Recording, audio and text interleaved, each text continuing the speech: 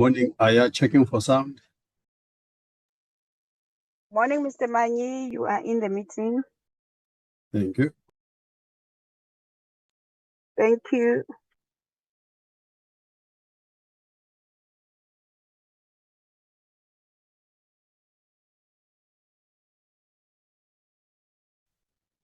Zanele, you're supposed to say check 1, 2, check 1, 2.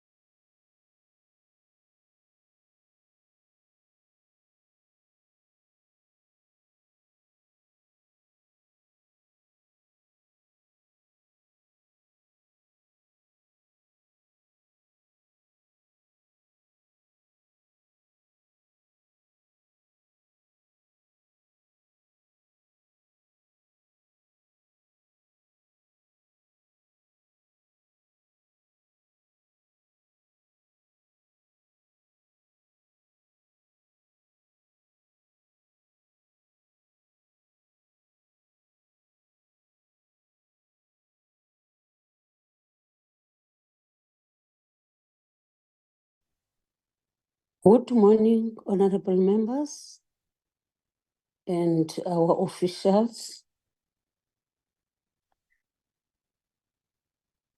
Good morning, Good morning, sir. Chair. Good Morning, Chair. I think let's start our meeting. It's past, and today it seems as if it's gonna be a long day. Recording in progress. But we are not going to leave the stone unturned. We are going to deal all what is supposed to have been dealt with. Now I officially open the meeting, and I think the co-chairperson is with us, and we will co-chair the meeting. But honorable members, I understand that this meeting is live, and maybe everyone, you are supposed to switch on your video, and then when you talk or when you speak, you can leave and switch off your video for network purposes. I want to welcome everybody in the meeting, and I want to welcome our guests and also our officials. Moreover, the honorable members that have managed to join the meeting. Can I request a secretary to flight the agenda?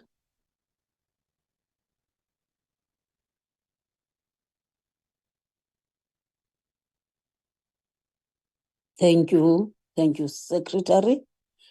Let's request the Secretary to lead us. What is it that is in the agenda today? Before we get the apologies. Morning, chairpersons, morning, members. So we'll consider and adopt the budgetary review and recommendation report this morning, Chair. That's the first session. And then also consideration and adoption of the minutes of 14 October. After which the PCMPR will continue with their internal matters, Chair, consideration and adoption of the Northern Cape Oversight Visit Report, and then consideration and adoption of outstanding minutes of 14 and 21 October, Chair. Those are the items that we're dealing with today, Chair. Thank you. Thank you, Secretary. And it means then, therefore, let's maybe get the apologies, Secretary, and also from the side of the department. Thank you, Chair. Just the following apologies from the PC on Electricity and Energy. Both Mr. Thring and Mr. Kwankwa, Chair, are in other meetings, respectively. The PC on DTIC and Mr. Kwankwa indicated that he's actually in 2 other meetings, but both of them indicated that they will log on, Chair. So, and then we've also received an apology from the Minister of Electricity and Energy, who, due to a pre-arranged engagement, is unable to attend the meeting this morning, Chair. Those are the apologies received, Chair, from the PC on Electricity and Energy. Thanks, Chair. Okay. Ayanda, from your side. Good morning, Honorable Chairpersons, Honorable Members, and colleagues. Chair, from PCMPR, we received the following apology. Honorable Mofokeng, she's at the doctor, but she's logging in the meeting. That's the only apology from our side. Thank you. Thank you very much. And good morning to my co-chairperson. Now, let's request the honorable members to accept these apologies as they have been tabled and also adopt the agenda as proposed. Can I see the hands, honorable members? Honorable Mzwanele? Morning, Chair, morning, all the co-chairs, morning, everyone. I want to propose adoption of the agenda. As proposed. Thank you very much, honorable member. Honorable Milan?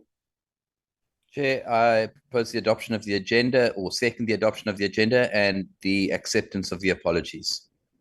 Thank you very much. Apologies have been accepted and agenda has been adopted. I was looking whether is the Minister of Mineral and Energy with us, but I don't see. Chairperson? him. Yes. Good morning to you and honorable members. We don't have an apology from the Minister of Minerals.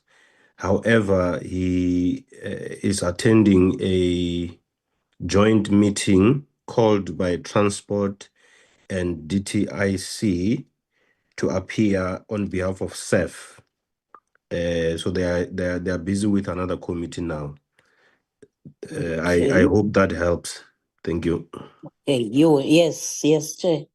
Yes, Chairperson, it helps just to know his whereabouts and also formally at least be presented that we can be able to know. Then if it is the case after the adoption of this agenda and all the acceptance of the agenda, the apologies, let's go straight to the business of the day. It might take us a longer time. We need to be very patient and request the department to give us a chance to ask. Can I ask from the honorable members to note their questions so that whenever it has been done, we can also engage with the department? Thank you very much. Over to you, department.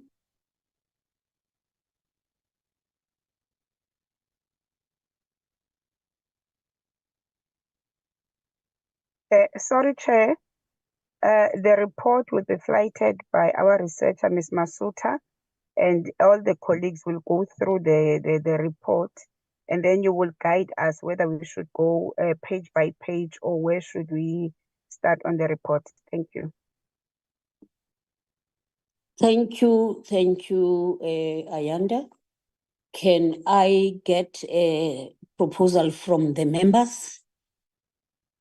I don't want to use my discretion and say that it needs to happen like this. Otherwise, I've got a way on how to deal with it. It has been sent to us a week ago, and yesterday and the day before yesterday, it was also sent to members. But for the meeting and for the honorable members to be able to propose and say what and how do they think that we can introduce this report. It's a long report because it deals with 2 committees. Can I note the hand on the proposal? Honorable Whip Fasia. Thank you very much, Chairperson. I wanted to propose that we deal with the observations and the recommendations, given that we have received the report in advance and that we would have read it beforehand. Thank you. Okay, thank you very much. Any other hand? Honorable Mzwanele? Yeah, Chair, I think that's a progressive suggestion. Thank you very much. Indeed, the documents were sent timelessly. We can take them as read. As therefore second the proposal. Thank you very much. You have read my mind. Otherwise, it's not a train smash. When we deal with it in terms of questions, we can deal with it page by page if honorables feels like that. Otherwise, in terms of presenting it, it has already proposed and seconded. Thank you very much. Can our researcher, Mr. Masuta, lead us in this? And also our researcher, I've heard that Uli, I'm not sure whether she is present or not. They will see on who is going to assist us in leading in the observations and extra recommendations. Over to you. Researchers. Good morning, Chairperson. Good morning, honorable members. I hope you can see the screen. Yes. Yes, I'm just going to ask for Mr. Kotze to help with the first part of the electricity and energy section, and we will deal with the mineral and petroleum section. Secretary Lee is not present today. So Chair. can we request you? All right, no, that's fine, Chair. So you actually want us to do the observations as well? Observations and also recommendations. Mhm. Ms. Masuto is requesting you to deal with electricity. Yeah, no, that's fine, Chair. She's just moving up to the observations part. Okay.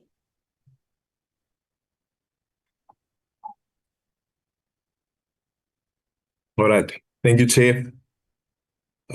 Wait, let me flight mine from my side. What page is that, Masudu? It's 24. Okay. Thank you.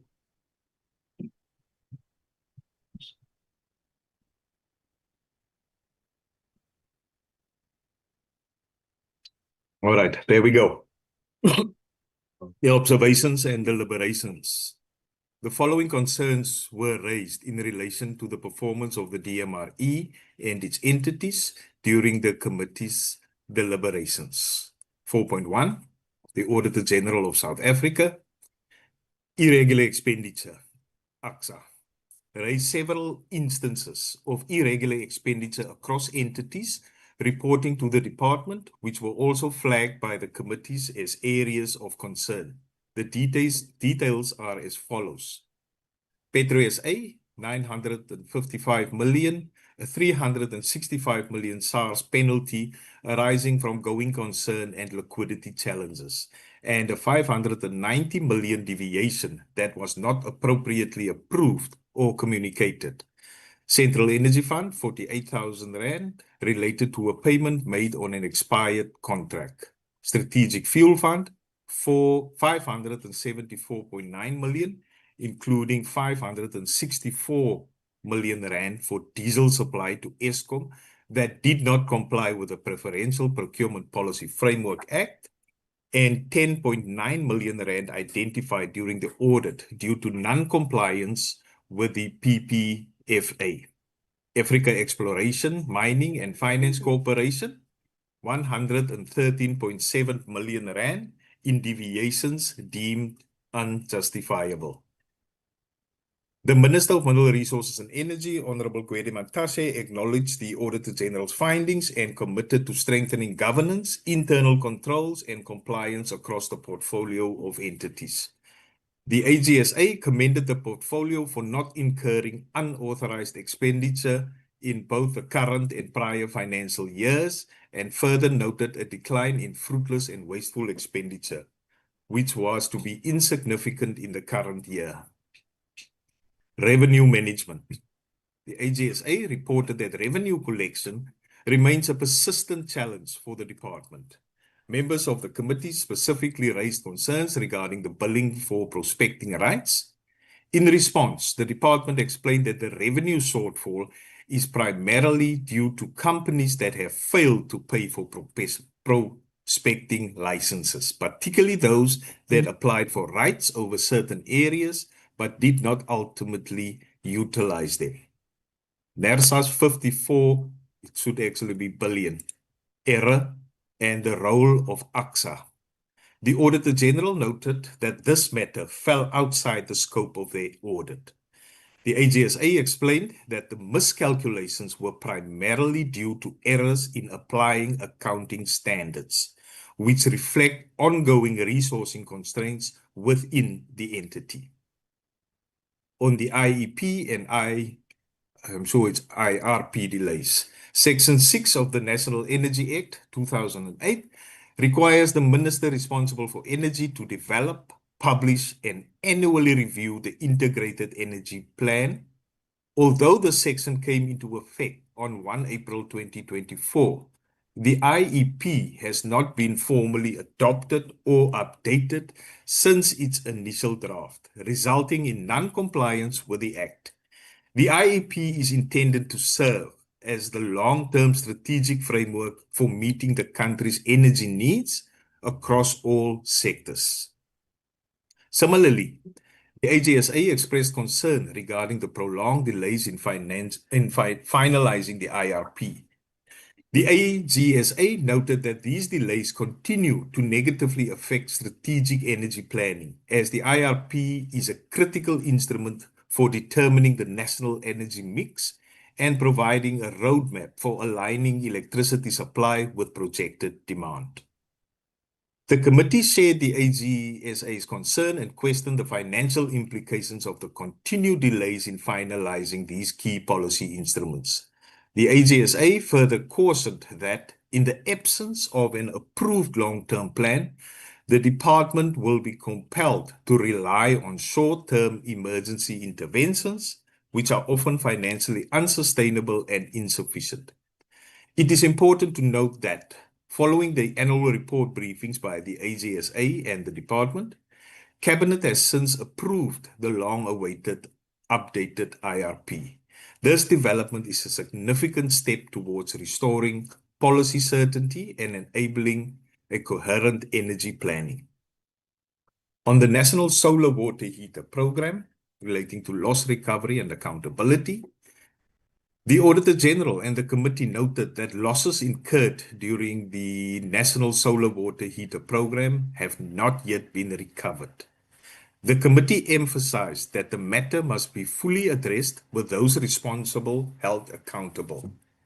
It was further stressed that individuals implicated in the misappropriation of funds cannot be shielded from consequences.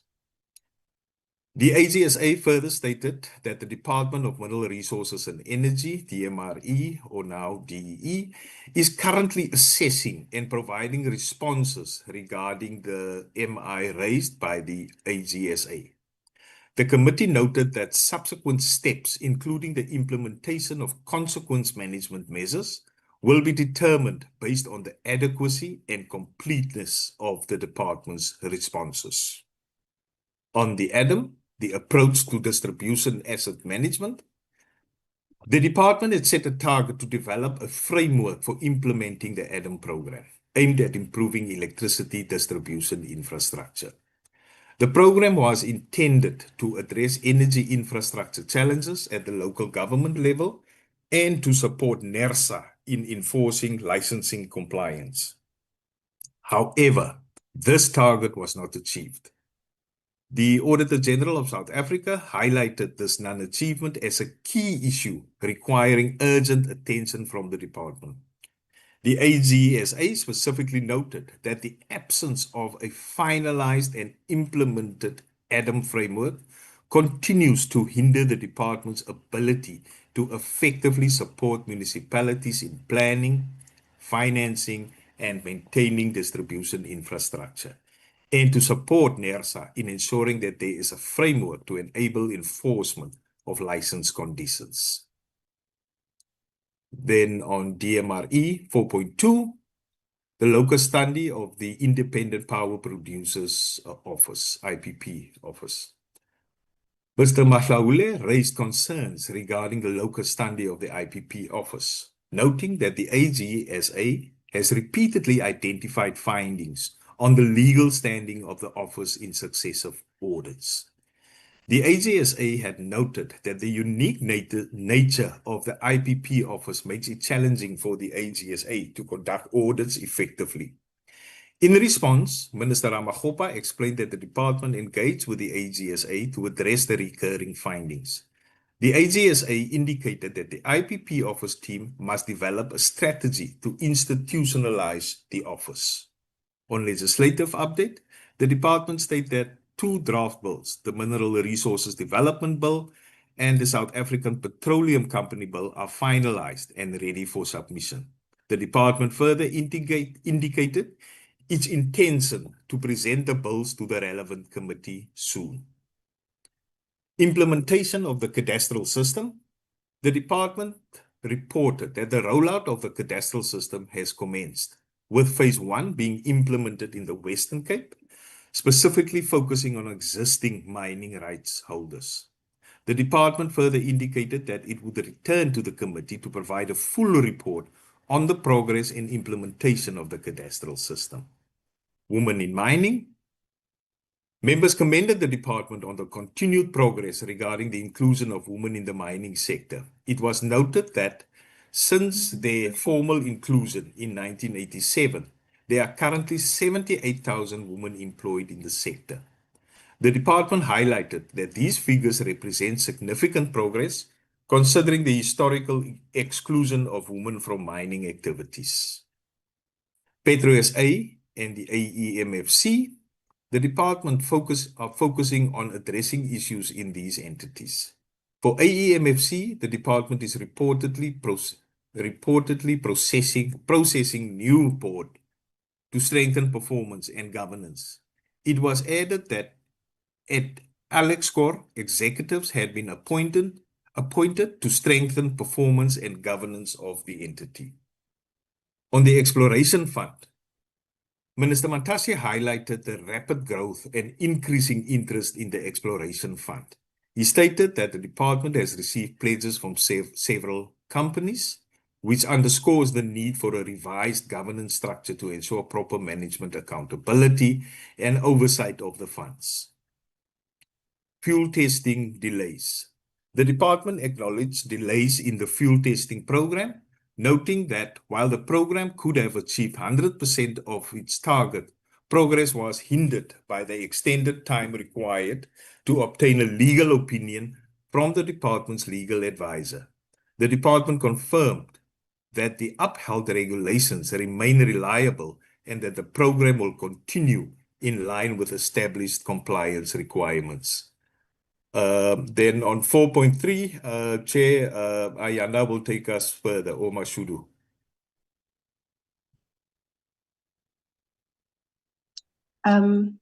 Thanks, Ari. I can take us through the entities.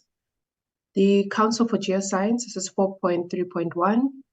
During the committee's engagement, CGS expressed appreciation for members' intervention and guidance, acknowledging their role in improving the entity's operations.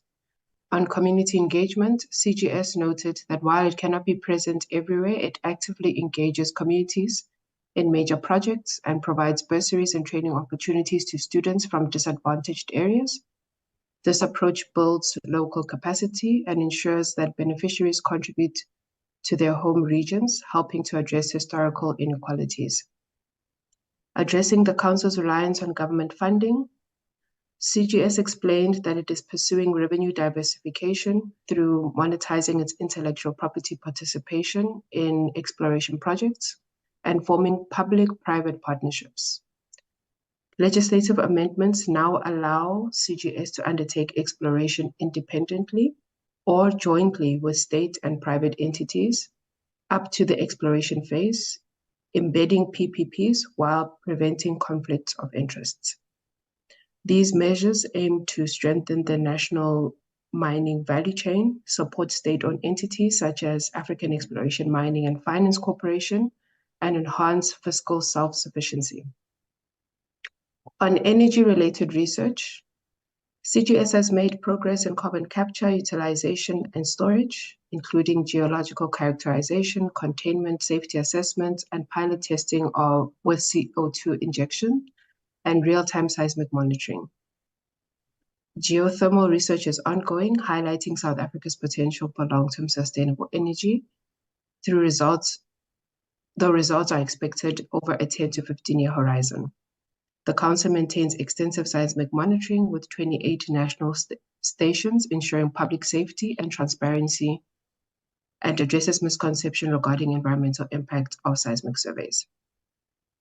Regarding scientific output, CGS emphasizes the importance of context-sensitive research that addresses national priorities. CGS is establishing the African Council for Geoscience Journal to promote African-led research and enhance the relevance of published work. It does clarify that South Africa contributes approximately 2 to 2.5% to global exploration, noting that private sector underreporting limits data accuracy. Minister Mantashe highlighted South Africa's need for pragmatic, balanced energy strategies. He contrasted global responses to energy development, pointing to instances where other nations pursue coal and renewable energy without criticism, while similar South African efforts face litigation and social resistance. He stressed that exploration must be primarily state-driven, complemented by private sector participation to ensure national development and energy independence. Members raised concerns regarding carbon capture strategy implications. Mr. Zondi cautioned that while scientifically valid, CGS could divert resources from renewable energy development and fossil fuel transition. He emphasized the importance of journal impact factors for scientific credibility and accurate reporting of South Africa's contribution to global exploration.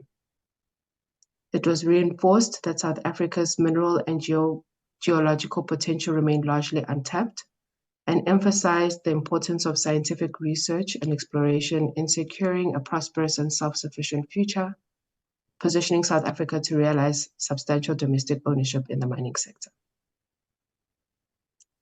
4.3.2, this is Mintech. It was confirmed that Mintech has explored phytomine mining technology using plants to extract metals from soil in collaboration with the University of Cape Town.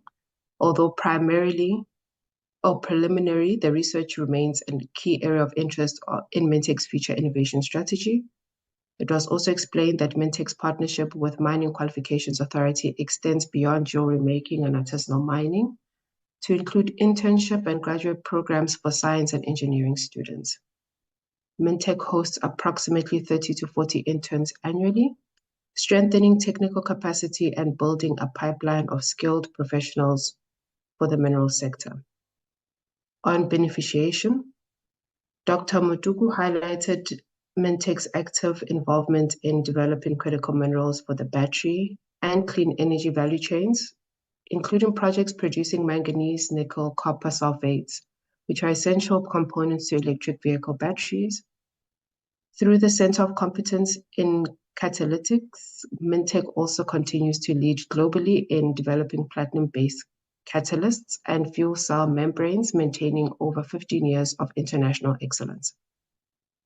Government budget cuts, including a 45 million reduction following the withdrawal of a major Department of Science and Innovation contract, have constrained research and forced several program suspensions. The timing of the cuts, late in the financial year, further limited the organization's ability to reallocate resources effectively.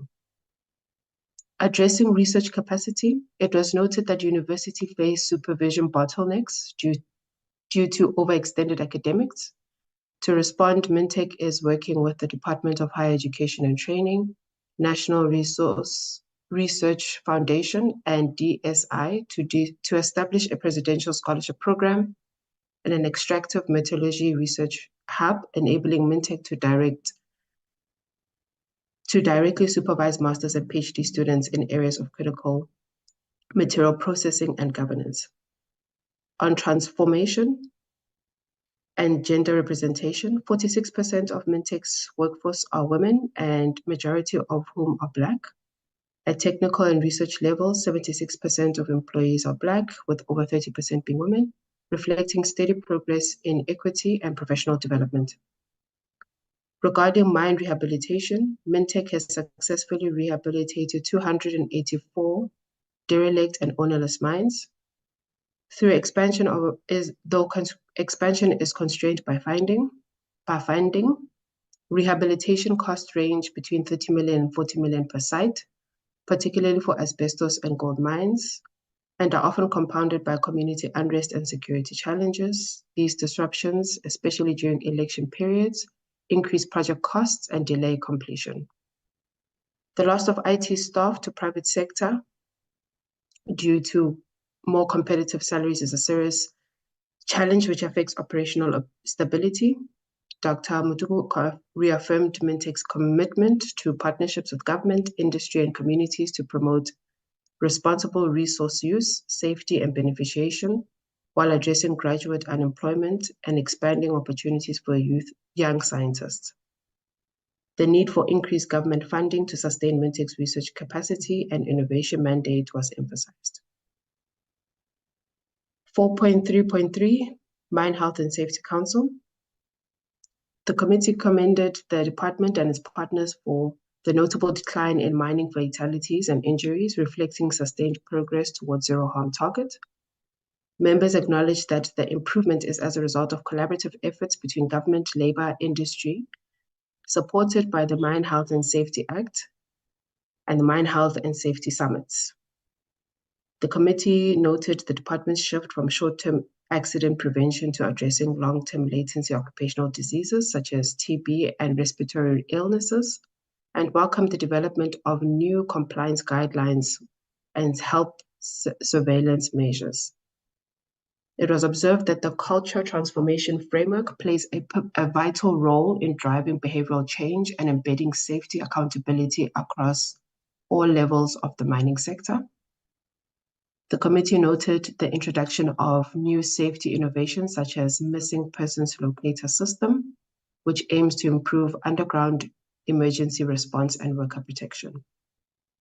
Concern was raised regarding capital project under expenditure due to procurement challenges, with members urging improved project planning and technical oversight. The committee acknowledged ongoing funding constraints and emphasized the need for sustainable financing to support health and safety initiatives, research, and regulatory enforcement. The committee further welcomed the department's renewed focus on beneficiation and value chain participation, noting the alignment with the National Critical Mineral Strategy and the partnership with Mintech and the DTI. 4.3.4, this is the State Diamond Trader. The committee noted the declining diamond production in South Africa and the resulting need for the state diamond trader to review its business model and explore regional marketing partnerships with neighboring diamond producing countries. Members welcome the STT's efforts to expand trade opportunities into new markets, including the Middle East, and to balance its strategy between promoting natural diamonds and responding to the growing interest in lab-grown stones.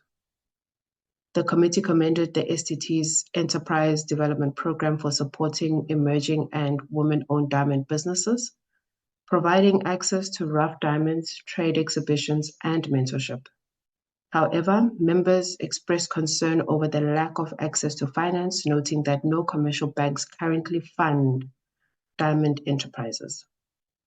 The committee supported the proposal to establish a dedicated funding mechanism to assist historically disadvantaged entrepreneurs in entering and growing within the diamond value chain. It was observed that overlapping mineral rights application continued to pose challenges in the sector, creating administrative inefficiencies and potential disputes. The committee welcomed the department's benchmarking studies and ongoing policy reforms under the MPRDA to clarify and strengthen the licensing process. The committee agreed with the Deputy Minister on the need for stronger investment in the marketing of natural diamonds, including through trade shows and public education campaigns that highlight their social and economic benefits. Members welcomed the department's regional cooperation efforts with countries such as Botswana and Zimbabwe to build a unified African diamond trade network and enhance the continent's competitive position in the global market.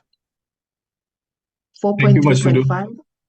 I'll continue from here, Masudu, so it's fine. Yeah. With the electricity and energy entities. 4.3.5, the National Radioactive Waste Disposal Institute, NRWADI. Members were pleased to note that NRWADI received a clean audit for the 24-25 financial year, marking the 8th consecutive year of unqualified audit outcomes. NRWADI obtained its license to operate the Fallpoets facility in July 2025 and is prepared to operate in full compliance with safety and environmental standards. The Institute is currently implementing a comprehensive transition plan to transfer all assets, systems, and personnel from NEXA. The establishment of a central interim storage facility by 2030 is NRWADI's key strategic project, supporting South Africa's long-term nuclear objectives. This project is also expected to generate socio-economic benefits, including poverty alleviation, economic transformation, job creation, and skills development. Members raised concerns regarding the appointment of women at executive levels. NRWADI acknowledged the challenge, noting that the nuclear industry is male-dominated, particularly in technical fields, but indicated ongoing efforts to improve gender representation. NRWADI also noted that executive salaries are currently not competitive, though there has been improvement in the current financial year. Members welcomed the appointment of a community liaison officer at the Fallpoets facility to strengthen engagement with surrounding communities. Previously, community engagements were largely managed by NEXA, but NRWADI will take responsibility for these activities starting in the next financial year. Members expressed concern regarding the delay in developing NRWADI's ethics framework, attributed to the high intrusion in the responsible functional area. Members noted with concern the NRWADI's current vacancy rate, which stands at approximately 17%. Regarding the capital budget, NRWADI is currently funded through an operational grant from National Treasury, which is intended to be financed from the Radioactive Waste Management Fund, which is not yet enacted. The CISF has an estimated pre-construction cost of 100 million and projected construction costs of around 1.8 billion rand. 436, the South African Nuclear Energy Corporation, NEXA. Members commended NEXA for achieving a clean audit during the period under review, marking the first clean audit since 2020-21 financial year. The entity intends to focus on improving liquidity ratios and exploring market options for financing. Nexa's high-level project budget estimates are approximately 60 billion rand, which will be implemented in phases. Regarding regulatory approvals, Nexa primarily requires engagement with the National Nuclear Regulator, the NNR, and the Department of Forestry, Fisheries, and the Environment. For the modular pebble reactor projects relating to environmental impact assessment approvals, Nexa is at an advanced stage. For the small modular reactors, SMRs, the process has not yet started. However, Nexa has shared its strategic intent with both regulators. Then on SANEDI, the South African National Energy Development Institute, members commended the SANEDI for achieving a clean audit during the period under review. SANEDI confirmed that its primary focus is on addressing national energy challenges, while also pursuing long-term initiatives such as green hydrogen and electric vehicles. The entity reported that there is no political influence over its work, particularly in the development and review of the IRP and the IEP. Continuous information and data sharing with industry stakeholders is considered crucial in this regard. Regarding SANEDI's participation in the Meyersnodie municipality project in the Eastern Cape, the entity indicated that the project is technically viable and can be scaled nationwide. Members highlighted concerns over insufficient budget allocations, with SANEDI currently relying on surplus funding, which is not sustainable. The entity has begun generating additional revenue through consulting work and is exploring donor funding, noting its limitations. SANEDI acknowledged challenges in supply chain management and has appointed an SEM manager to address these issues. Members welcomed SANEDI's implementation of cost-cutting measures, including limiting international travel. On electric vehicles, SANEDI is collaborating with the University of Stellenbosch to retrofit a taxi and a bus. Retrofits are complete and data collection on their performance is ongoing. The entity is setting minimum standards for energy efficiency, establishing a baseline and future energy saving targets. SANEDI has implemented a management fee for consultancy services and intends to continue sourcing via grants, such as the G20 project. The entity is supporting the smart meter rollout, with 7 municipalities already covered and 12 more planned for the current year. Then, on the National Energy Regulator of South Africa, NERSA. NERSA received an unqualified audit opinion, although material findings were identified. Members sought clarity regarding the withdrawal of the compliance enforcement plan.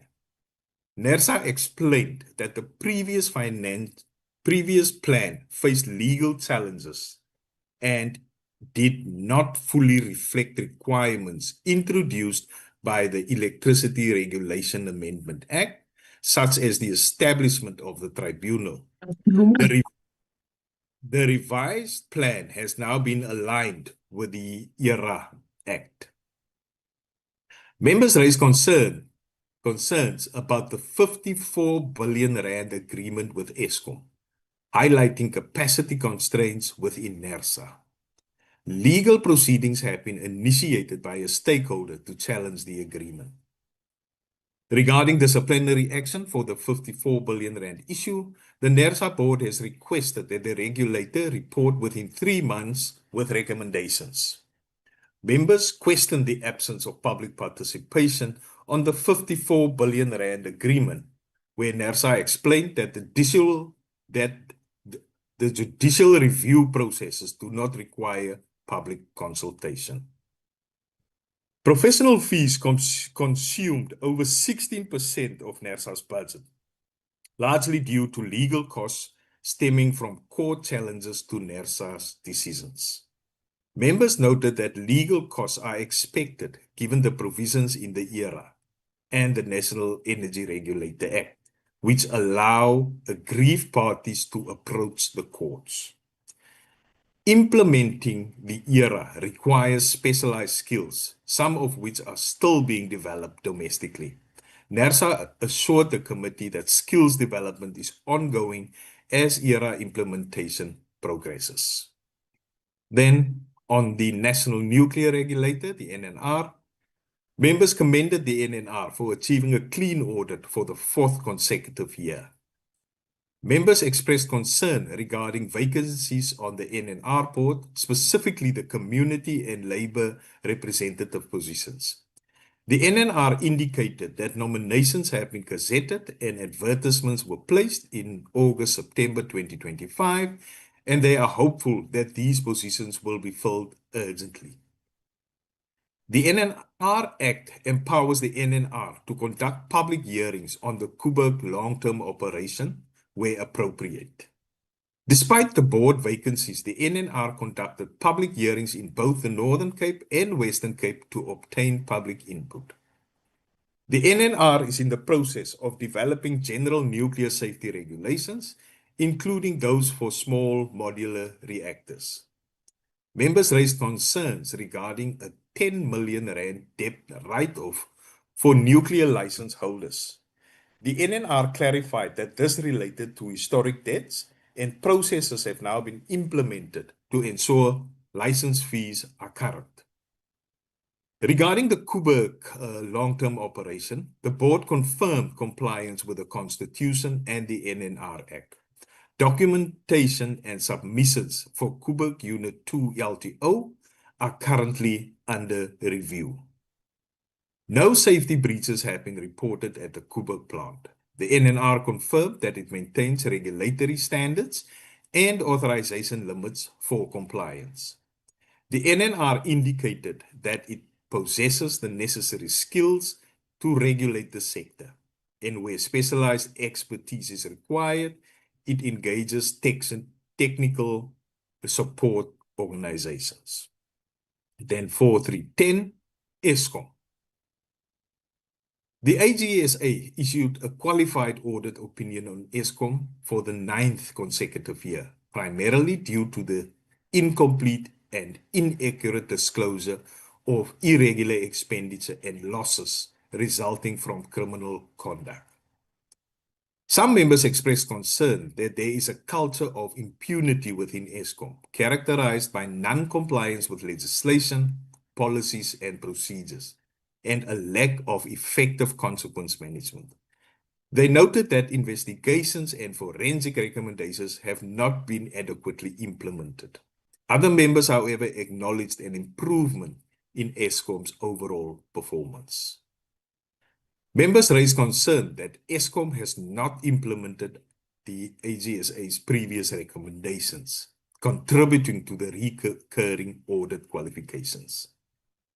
Members noted with concern that the AGSA was unable to quantify the full extent of irregular expenditure and criminal losses, highlighting weaknesses in Eskom's internal control and data systems. Members questioned whether any managers responsible for non-compliance were identified and whether consequence management processes were pursued against them.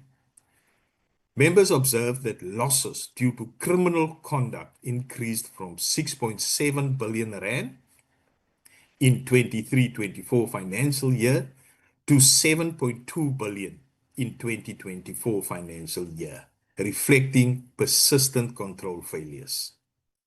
Some members sought clarity on whether the 54 billion rand NERSA settlement had been included in Eskom's financial statements.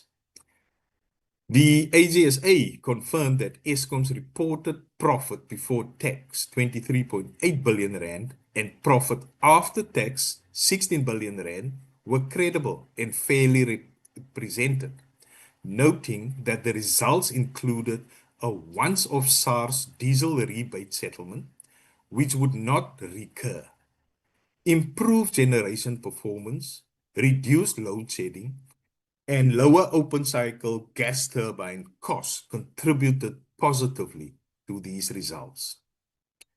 Regarding the NERSA settlement, the AG explained that the amount was not recognized in Eskom's 24-25 financial year results, but will be considered in assessing asset impairment and going concern assumptions over the next 5 years. The AGSA identified municipal debt as a critical variable in evaluating Eskom's going concern status. Although Eskom is currently considered a going concern, this position depends on resolving rising municipal arrears and ensuring sustainable cost recovery. The AGSA explained that losses from criminal conduct largely arise from illicit prepaid tokens, illegal connections, and meter tampering, as no revenue is recognized for electricity delivered without payment.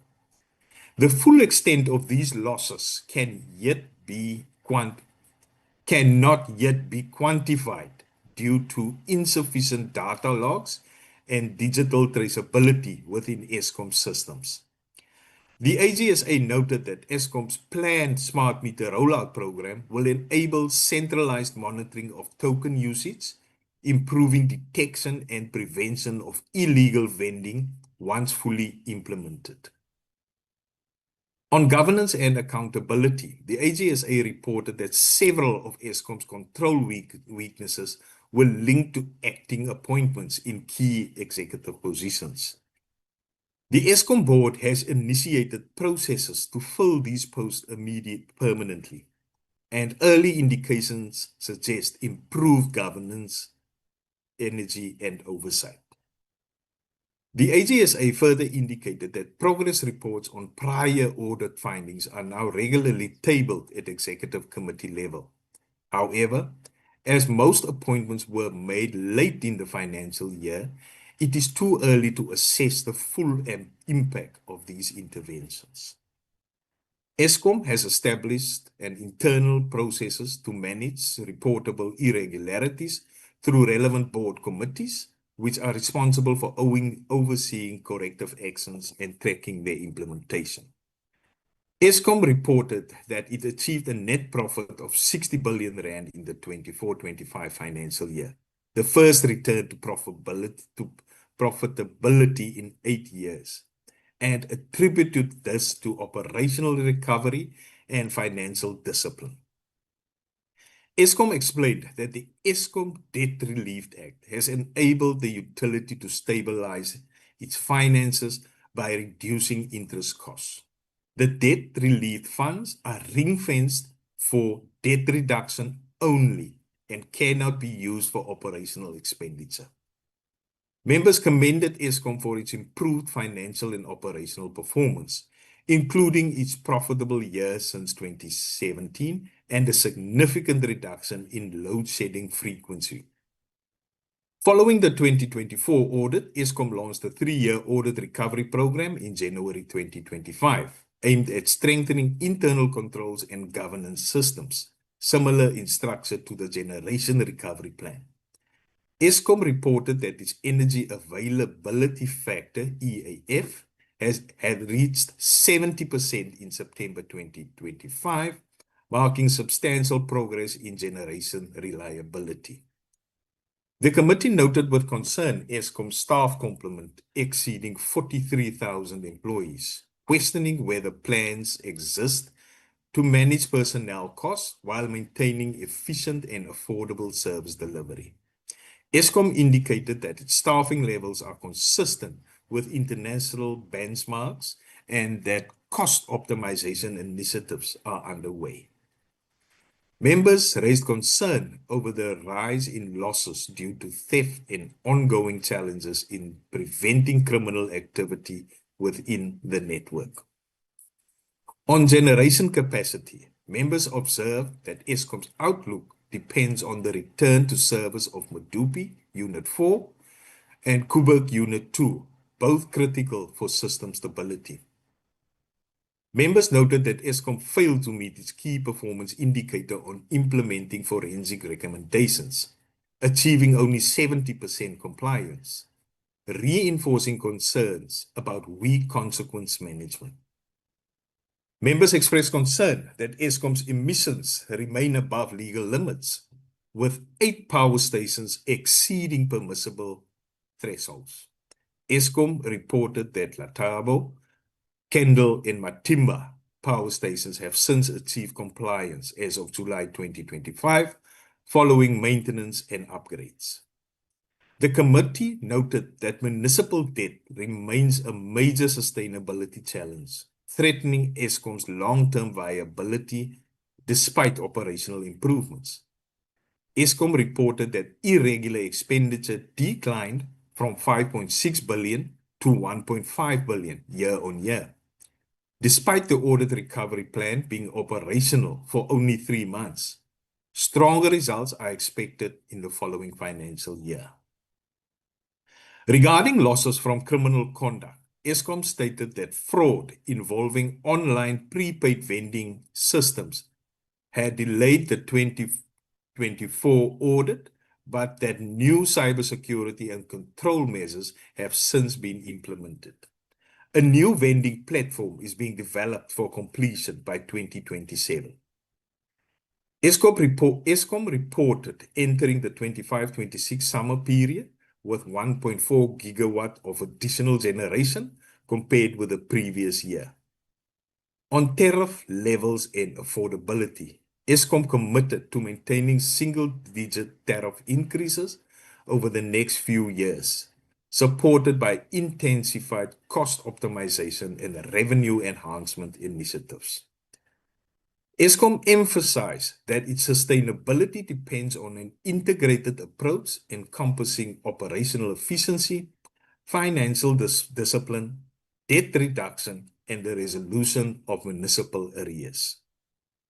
Eskom confirmed that its forensic and internal audit functions have now been separated, with internal audit focusing on prevention and forensics on detection and investigation. The Eskom board introduced a policy of proactive assurance, ensuring that all information provided to shareholders and oversight bodies is independently verified by internal audit for accuracy and reliability. I'll continue with the recommendations with the electricity and energy part. Informed by its deliberations with the department and its entities, the committees recommends that the House request the Ministers of Mineral and Petroleum Resources and Electricity and Energy, respectively, to 5.1, Electricity and Energy, number 1, ensure that the department and its entities aim to achieve clean audits in the next financial year. 2, engage with National Treasury to increase the budget allocation of the Department of Electricity and Energy to enable it to implement strategic programs aimed at ensuring energy security, as 90% of its current budget is transferred to the INAP. 3, ensure that the IPP office develops and implements a formal strategy to institutionalize its operations, addressing the AGSA concerns regarding its legal standing and auditability. Number 4, prioritize the develop and rollout of the approach to distribution asset management, ADAM framework, to strengthen municipal electricity infrastructure, planning, financing, and compliance enforcement. Finalize the Integrated Energy Plan, IEP, to comply with Section 6 of the National Energy Act and provide a clear long-term framework for energy planning. Number 6, support the Narwadi Community Liaison Officer in establishing structured programs for ongoing stakeholder engagement at Faalpoets and surrounding areas. 7, regarding NEXA, encourage proactive engagement with regulators to anticipate and address potential compliance challenges for current and future nuclear projects. 8, Support SANEDI in replicating the Beiersnodie municipality model in other municipalities to expand access to renewable and efficient energy solutions. 9. Support SANEDI in building technical and research capacity to position the entity as a central player in South Africa's green energy transition. 10. Ensure that NERSA strengthens internal controls and compliance systems to prevent recurrence of material audit findings. Regarding NERSA, explore strategies to contain escalating legal costs, including enhanced pre-litigation consultation and improved stakeholder communication. 12. Table a progress report on NERSA's internal review and disciplinary recommendations relating to the 54 billion rand determination within the committed 3-month timeframe. 13. Continue supporting the NNR public participation processes in all LTO and regulatory matters. 14.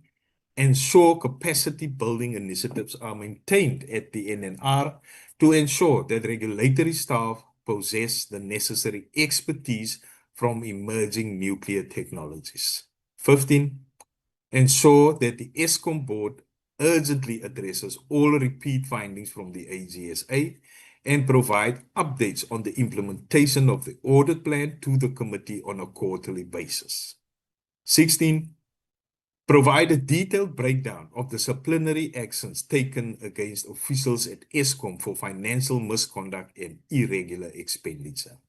17. Develop a credible long-term financial sustainability plan that reduces ESCOM dependency on the fiscus. Provide this plan to the committee during the second term of 26-27 financial year. 18. Provide a detailed breakdown of ESCOM's cost optimization savings of 16.3 billion rand, as stated in its annual financial statements. 19. In collaboration with the Ministers of Finance, COCTA, explore the urgent establishment of an interministerial task team to address the systemic failure of municipal revenue collection. And finally, 20. Provide a detailed report on the plans to bring all ESCOM's coal power stations into compliance with the atmospheric emission licenses. Okay, Shudu, I'll take through the minerals and petroleum resources. 5.2.1, ensure that irregular expenditure is addressed across entities, that is Petro SA, SEF, SFF, AEMFC, by implementing robust internal control mechanisms, ensuring all deviations are properly approved, documented, and communicated. 2. Expedite the submission of the Mineral Resource Development Bill and South African Petroleum Company Bill to Parliament. 3. Monitor the phased implementation of the cadastral system, ensuring timely reporting, stakeholder engagement, and full transparency on progress. 4. Continue reinforcing governance and executive leadership at Petro SA, AEMFC, and ALETSCO to improve operational efficiency, accountability, and financial management. 5. Ensure that MINTEX funding is strengthened to safeguard critical research and innovation programs, particularly in beneficiation, mine rehabilitation, and clean energy technologies. Engage the Minister of Defense to explore the possibility of securing maritime vessels and logistical support for offshore geological mapping and exploration for CGS. 7. Ensure that the CGS strengthens community outreach on geological risk and integrates geoscientific data into local development planning.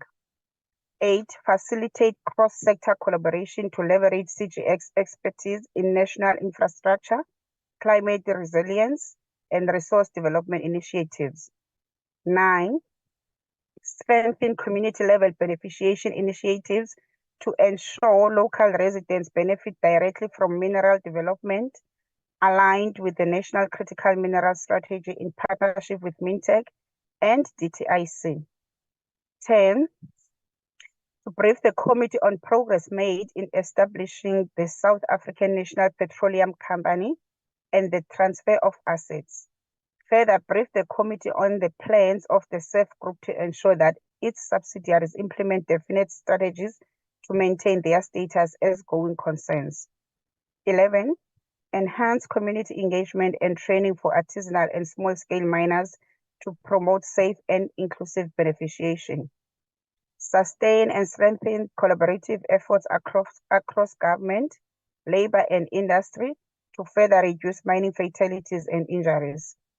13, ensure the department fully implements the AGSA's action plan to investigate and recover the 218.9 million in outstanding fees from rights and license holders. A progress report on the recovery of these funds, including quantifiable results, should be submitted to the committee by the second quarter of 2026-27 financial year.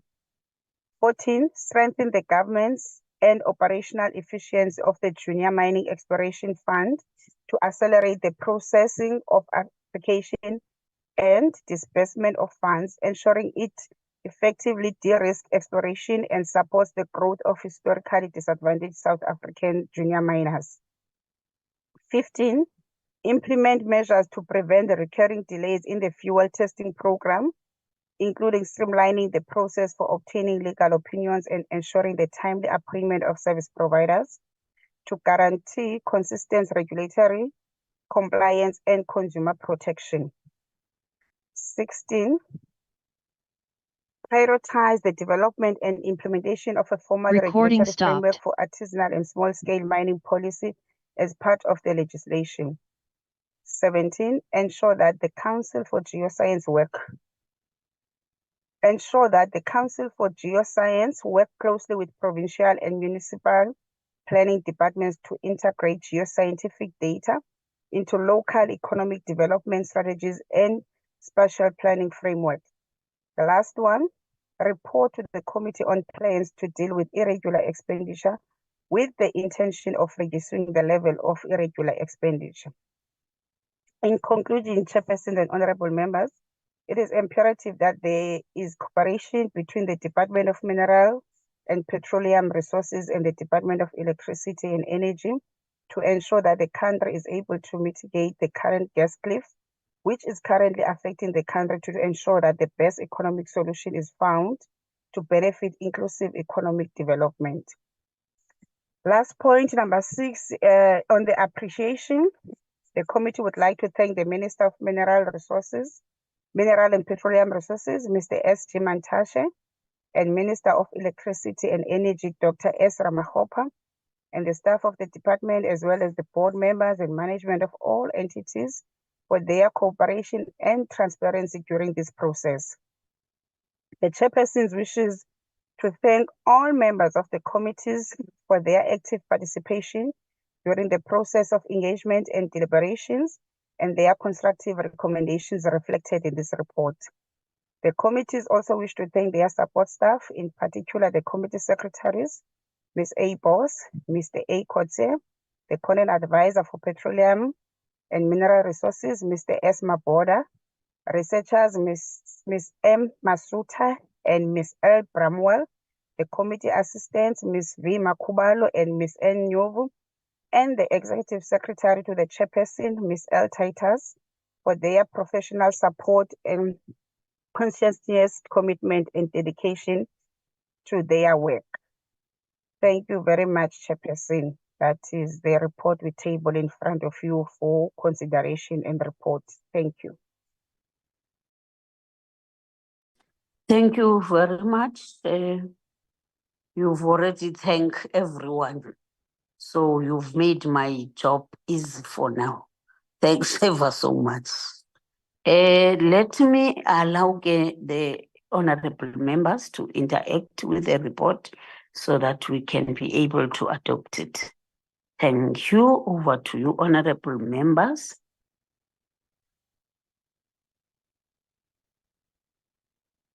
Members can quote the slide number so-and-so, point number ban. Okay, I see hands. The first hand is Honorable Paulson. The second one is Honorable Mylem. And then the third one is Honorable Mzwane. Can we then stop in those ones? Then we'll follow the other ones. Thank you. Over to you, Honorable Paulson. Thank you very much, Chairperson, and thank you to the researchers for the presentation of the report. Chairperson, you know, I'm concerned that all we are doing is reporting without showing our dissatisfaction for the terrible performance of this department. If we look at, for example, they haven't met, the department hasn't met performance targets despite the high expenditure. So if you look at the former Department of Mineral Resources and Energy, only achieved 75% of its total performance targets for the year 2024-2025, which is below the National Treasury benchmark of 80% for national departments. Then also, in addition to that, Chairperson, 99% of its allocated budget, that's 8.826 billion, was spent, but they only achieved 75% of its targets. I think we would fail if we don't highlight this. We must protect public money here, because we can't just allow this department to overspend, underperform, and not make mention of it. So the department also received an unqualified audit opinion.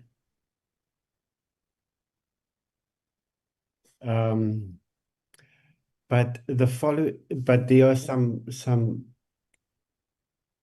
repeat issues. The inability to collect revenue, 218 million is outstanding for fees from holders of rights and license fees. And that shows a non-compliance with the Public Finance Management Act, Section 38(1)(c)(1), because the necessary steps to recover that money were not taken.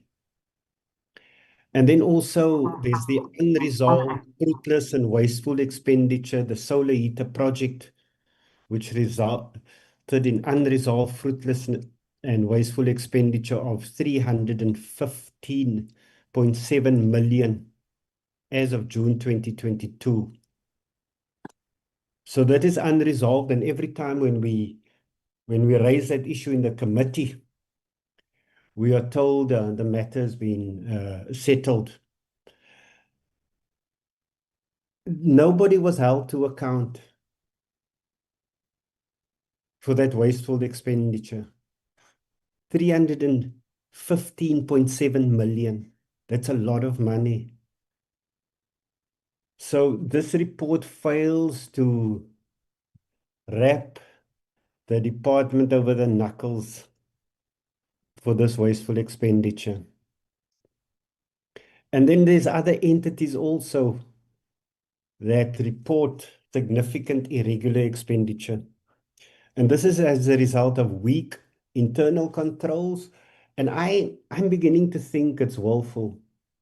You don't have these controls because people are being allowed to access funds irregularly. Petro SA, 955 million. which includes a 365 million SARS penalty. The Strategic Fuel Fund, 574 million, including 564 million for diesel supply that did not comply with the PPPFA. And then the African Exploration, Mining and Finance Corporation, 113 million in deviations. I don't know how that can be justified. And then the failure of Eskom. It received a qualified audit opinion for the 9th consecutive year. And this was as a result of incomplete and inaccurate disclosure of irregular expenditure and losses from criminal conduct. You know, there's a culture of impunity in Eskom. And we would have expected management to come up with a plan to tell us how they're going to deal with those people who are responsible for this criminality. First of all, finding them. Secondly, taking them to task and hold them accountable for this impunity. And then there's also critical policy and planning delays. Program 3, Mining, Mineral and Energy Policy Development, the worst performing program, achieving only 42.8% of its targets. Then there's non-compliance with energy legislation, where the department failed to develop and publish the integrated energy plan, resulting in non-compliance with Section 6 of the National Energy Act of 2008. And this took effect on April 1, 2024. So I think, you know, this report fails to highlight the dire state of this department. Thank goodness it's going to be split now. We will ensure that the Department of Electricity and Energy does not repeat the failures of the Department of Mineral and Resources. Because it was terribly run, and you know, we must not fail as a committee to highlight these failures. And I think this report is too complimentary of this department. We in this department, and you know, we speak about the load shedding that we were subjected to for so many years. But I think, you know, load shedding was bad, yes. And we may have passed that period now, but it must not divert us from the other serious criminality that has taken place here and that has caused not just the load shedding, but also the wide-scale theft of public funds here. And this report is not sufficiently addressing those issues. And I cannot have the EFF support such a report, Chairperson. Thank you very much. Honorable Myla. Thank you, Chairperson. Good morning to everybody, and thank you very much for the presentation. I have a couple of questions and comments, and so let me dive right in. My first one, so I'm going to stick to the recommendations, if I may, Chairperson. The first one is on 5.1.8, where it says supporting SANEDI in replicating the Beyers-Naudé municipality model in other municipalities to expand access to renewable and efficient energy solutions. I think we should just possibly word that slightly better to include the successes, to replicate the successes of the Beyers-Naudé model, and to address the challenges, risks, and problems that were associated or learned during that pilot project. Then, with regard to NERSA at 5.1.12, where it says table of progress report on NERSA's internal review and disciplinary recommendations regarding the 54 billion rand determination. I noted in the actual report itself that it talks to the regulator responding on disciplinary measures on staff. But what is not evident in that report is that the regulator and the board approved the 54 billion rand mistake without verifying, without checking it, and they are not being held accountable. So somehow we need to make sure that the regulators are held accountable and are addressing their own failures in this regard. Lastly, with regard to the 5.1.20, which is a detailed report on the plans to bring all Eskom's coal power stations into compliance with their atmospheric emission licenses. So I'm very happy with that recommendation, but I do think that it needs to be a report by station. In other words, what is Kendall's emissions as at today? What's it as at 6 months from now? And let's see a graph of how they are improving for each power station. Also, let's look at the timeline of when we can expect those emissions to be within the compliant compliance requirements. And then finally, what are the plans? So I think it's 2030 is the next deadline when all plants have to be compliant. What are the contingency plans if they are not compliant? What are the plans to replace them if we have to shut them down? In other words, what are our next steps with regard to compliance around emissions? And I'm not just talking about CO2, I'm talking about all emissions, particulate matter, SOx, NOx, etc. So I really want to expand on that and be a lot more detailed in that regard. Thank you, Chairperson. Thank you, Honorable Bapti, followed by Honorable Mzwanele.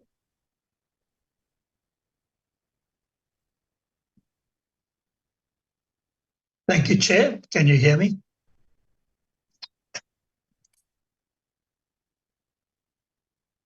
Yes, Yeah. I hear you, but yes, but the network is not.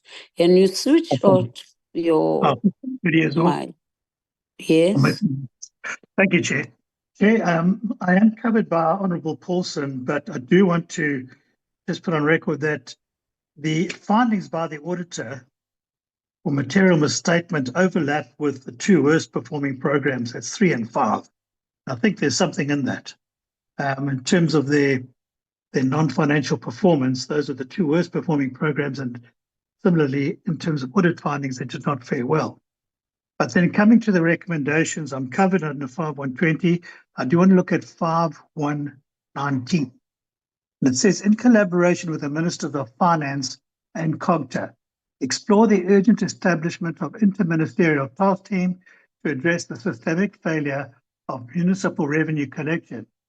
Our concern with the way it's written is that it focuses on municipal revenue collection and not payment for the energy that is purchased from Eskom. And I think that needs to be included in the recommendation.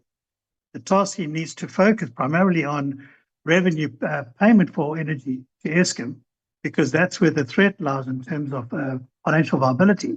And at the same time, we know that there is a link to revenue collection, but I'm concerned that it's not included. The payment of the electricity is not included in that recommendation. So I'd like to recommend that that recommendation is amended to include it.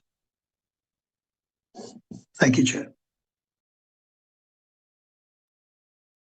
Honorable Mzwanele. Thank you, Chair. Firstly, I just want to welcome the hard work done by the team to put this report together. And because we are where we are today, I'll just focus really on the recommendations. But just a broad line before I even deal with this, just to mention that what is generally lacking just across the board in the main is impact assessment of sorts. There's a lot of activity. These reports are highly activity based, but you don't get to so what and so on. So the impact, job creation, impact in increasing the economy, impact in improving the environment, impact on a whole range of key aspects, I think is lacking. So I would say, firstly, going forward, one would appreciate that both departments must focus on impact. Otherwise, it's like we're just being busy just for the sake of being busy. So I've got 5 key areas that I want to just traverse on the recommendations through you, Chair. The first one on accountability and consequence management within ESCOM and related entities. For us, Chairperson, while noting the committee's recommendations in paragraphs 5.1.15 and 5.1.16, we would submit as MK Party that the persistent recurrence of audit findings and irregular expenditure within ESCOM and its subsidiaries underscores a failure of consequence management rather than a mere compliance lapse. We therefore would recommend 3 bullet points. 1, that the minister must ensure that disciplinary processes are concluded within defined timeframes. 2, all outcomes must be published in the entity's annual reports. 3, all cases involving potential criminality be referred to law enforcement agencies rather than being internally dealt with. Clean audits are not an end in themselves. They must translate into accountability and the restoration of public confidence. Second point, on institutional reform and energy planning. For us as MK Party, we'll acknowledge the recommendations made at 5.1.3 and 5.1.5. However, regarding the of those 5 and 5, and regarding the institutionalization of the IPP office and the finalization of the integrated energy plan, we, however, are of concern that these undertakings have been deferred for several years, resulting in a policy vacuum and uncertainty in the energy transition pathway. We therefore call for 3 things. 1, a legally binding implementation schedule for the IEP and IPP offices institutionalization. 2, quarterly progress reports to the committee. 3, formal tabling of these instruments before Parliament to ensure democratic oversight and energy policy coherence. The third point is on transparency and public access to the cadastral system. Clearly, as the MK Party would welcome the committee's emphasis on monitoring the phased implementation of the mineral and petroleum cadastral system, as highlighted on paragraph 5.2.3. But we express a strong concern that the recommendations fail to guarantee public transparency in mineral rights allocation, to prevent recurrence of opaque licensing practices and alleged political interference. As MK Party, we urge 3 things again. 1, full cadastral database be made publicly accessible online. 2, the department to publish the names and shareholding structures of all mineral rights holders.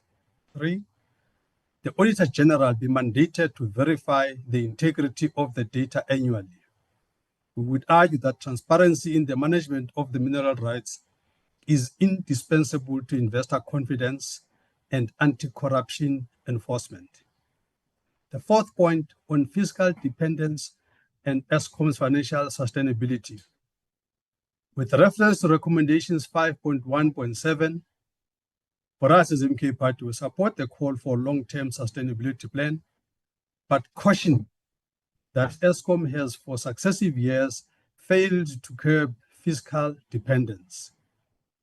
Therefore, as MK Party would propose that the minister table a phased reduction plan that includes the following. 1, a ceiling on executive remuneration and bonuses. 2, the recovery of municipal arrears through intergovernmental coordination.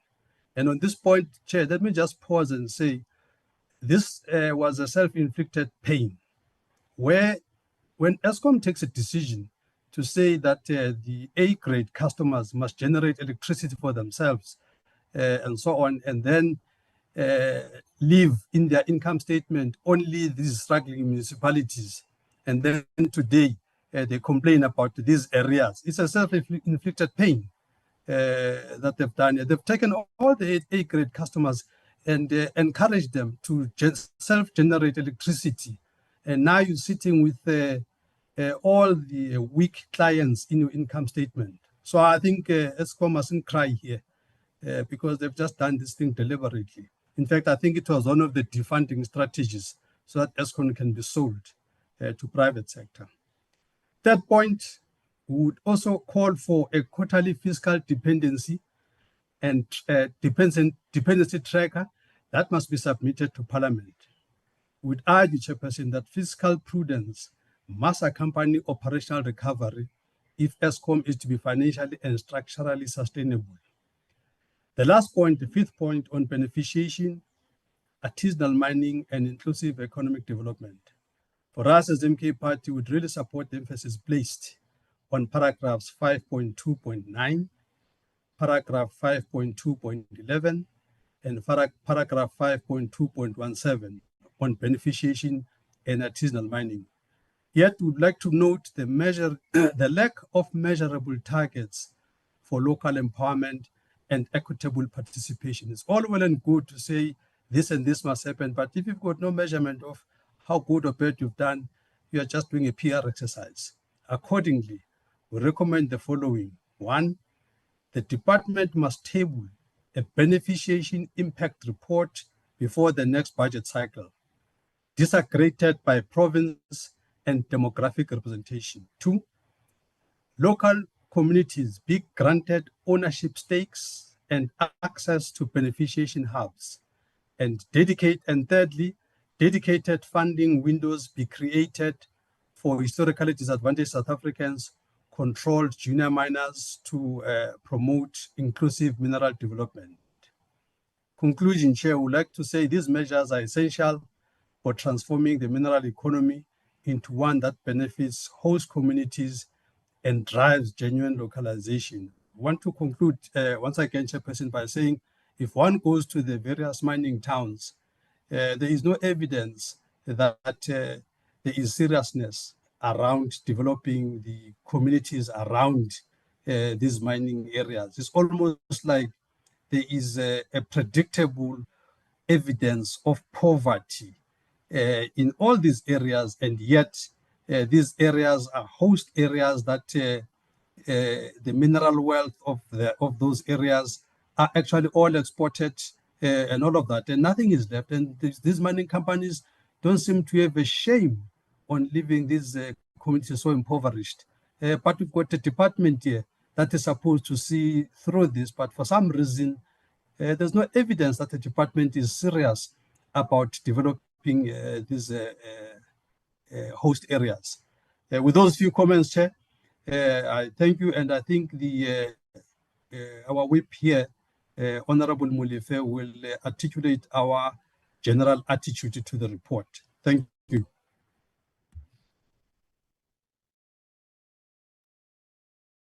Thank you, Honorable Zondi. No, excuse me, Honorable Ntlangwini first, then followed by Honorable Zondi. Thank you very much, Chair, and thank you to the researchers for the reports.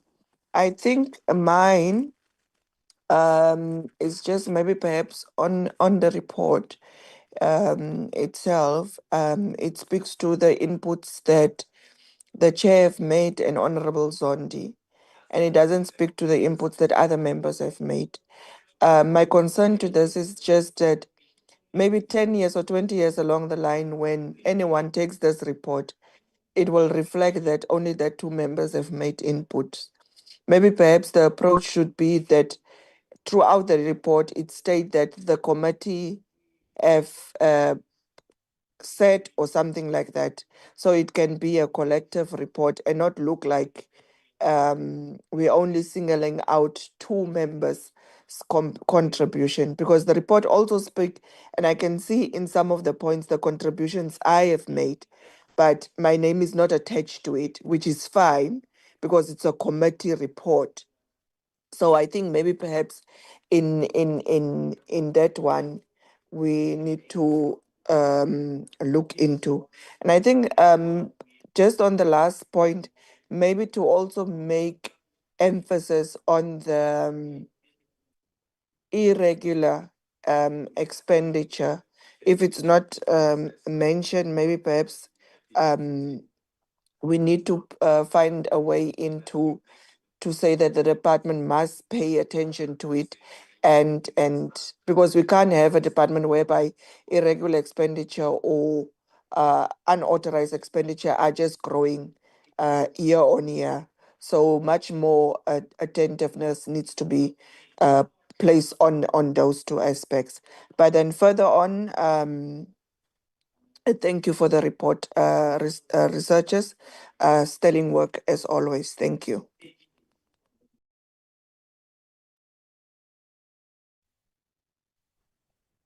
Okay, Honorable, thanks. Honorable Zondi, followed by Honorable Brian Molif. Thank you, Chairperson.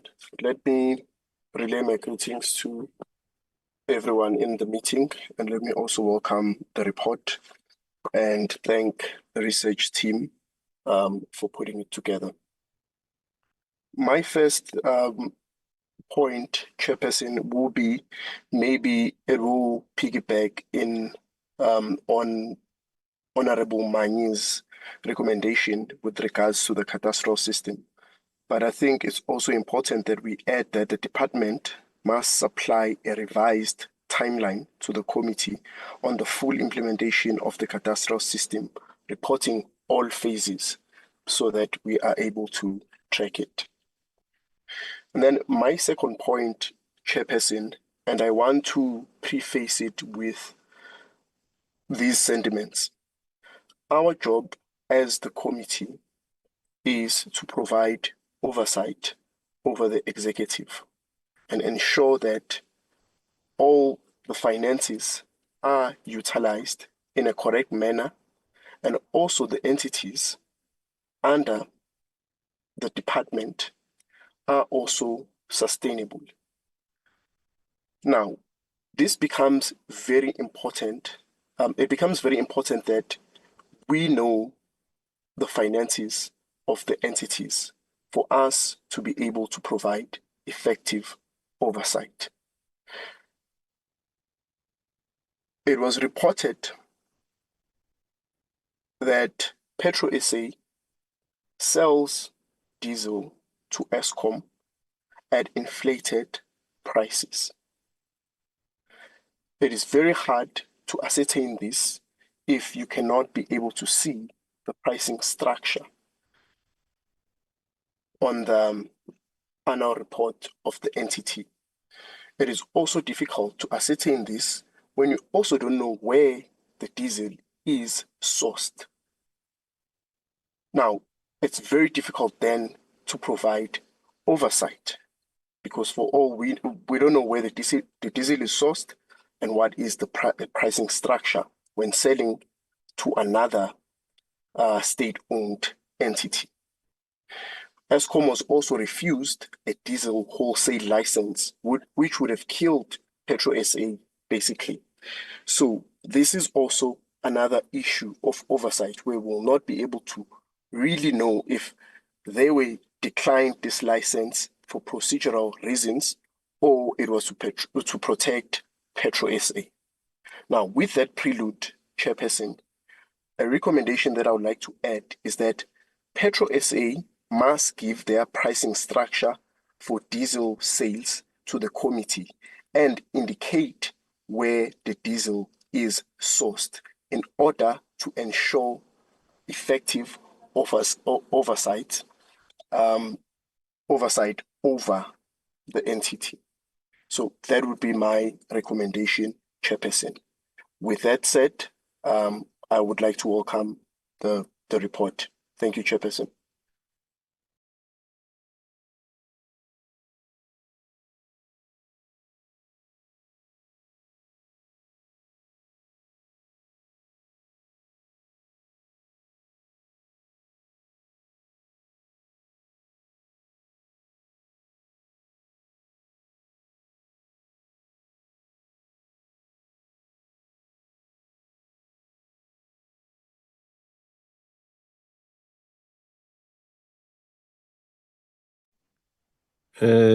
Honorable Mliff, I'm sorry.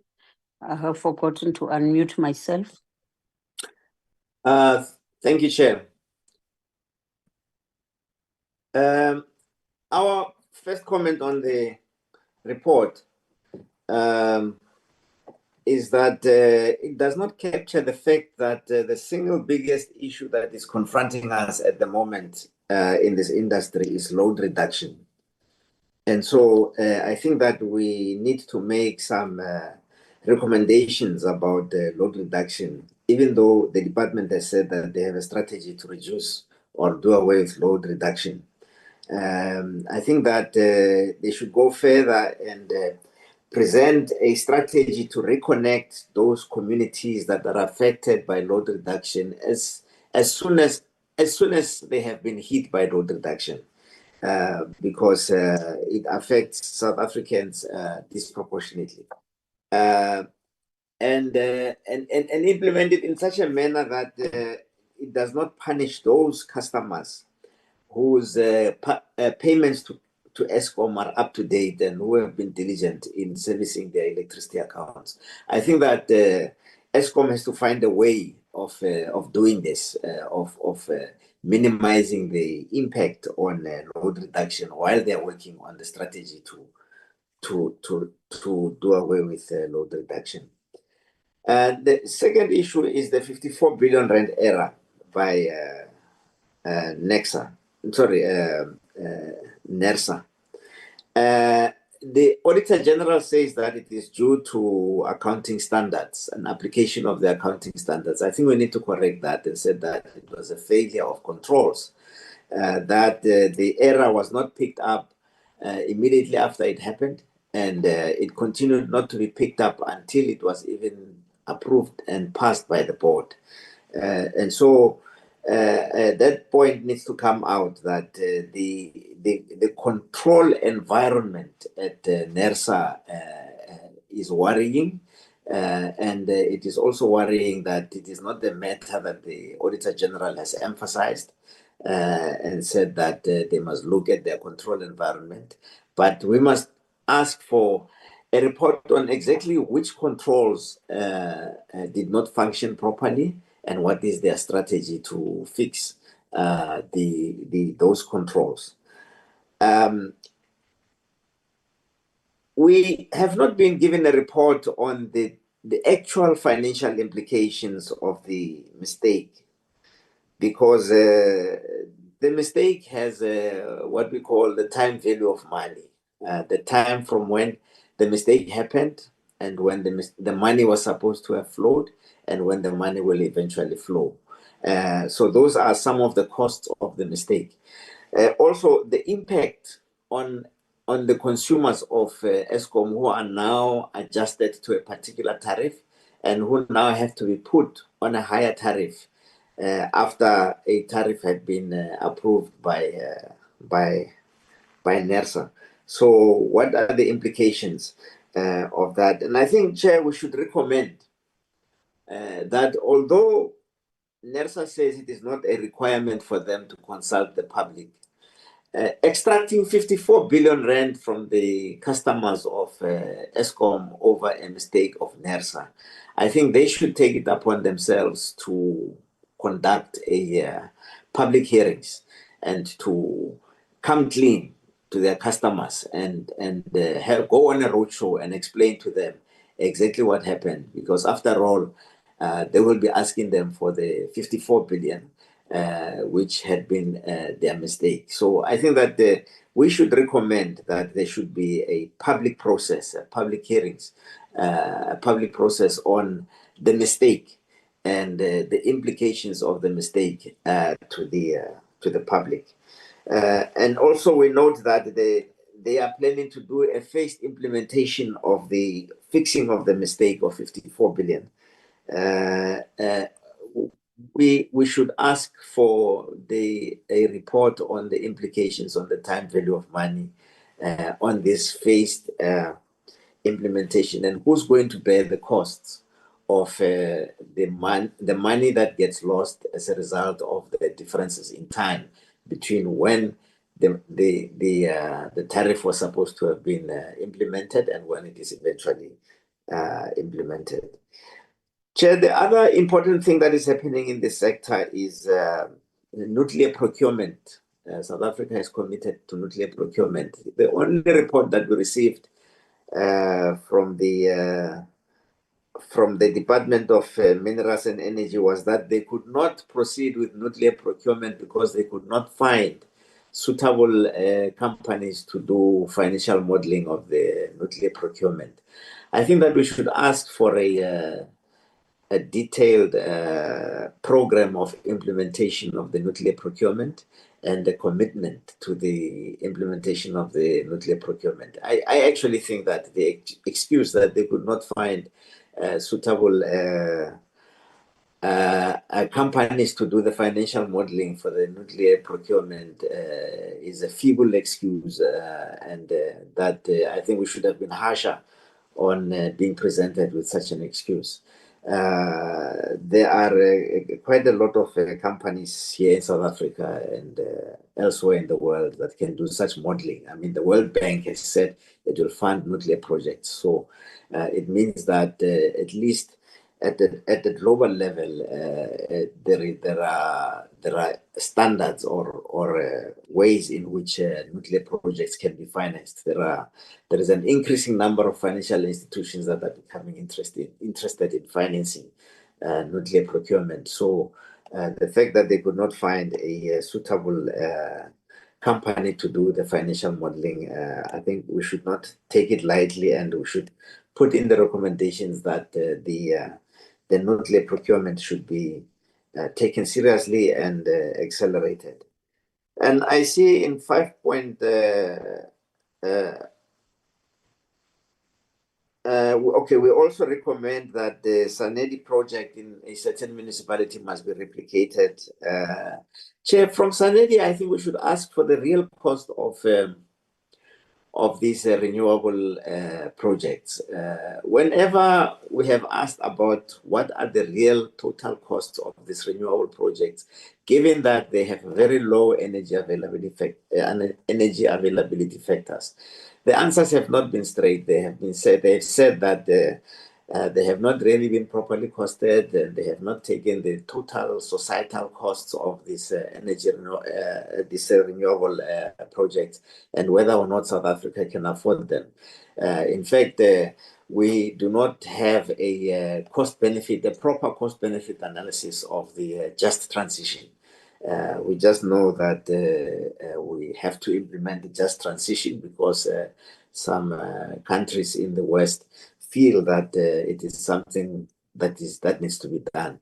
But we have not really, as a country, done a proper cost-benefit analysis.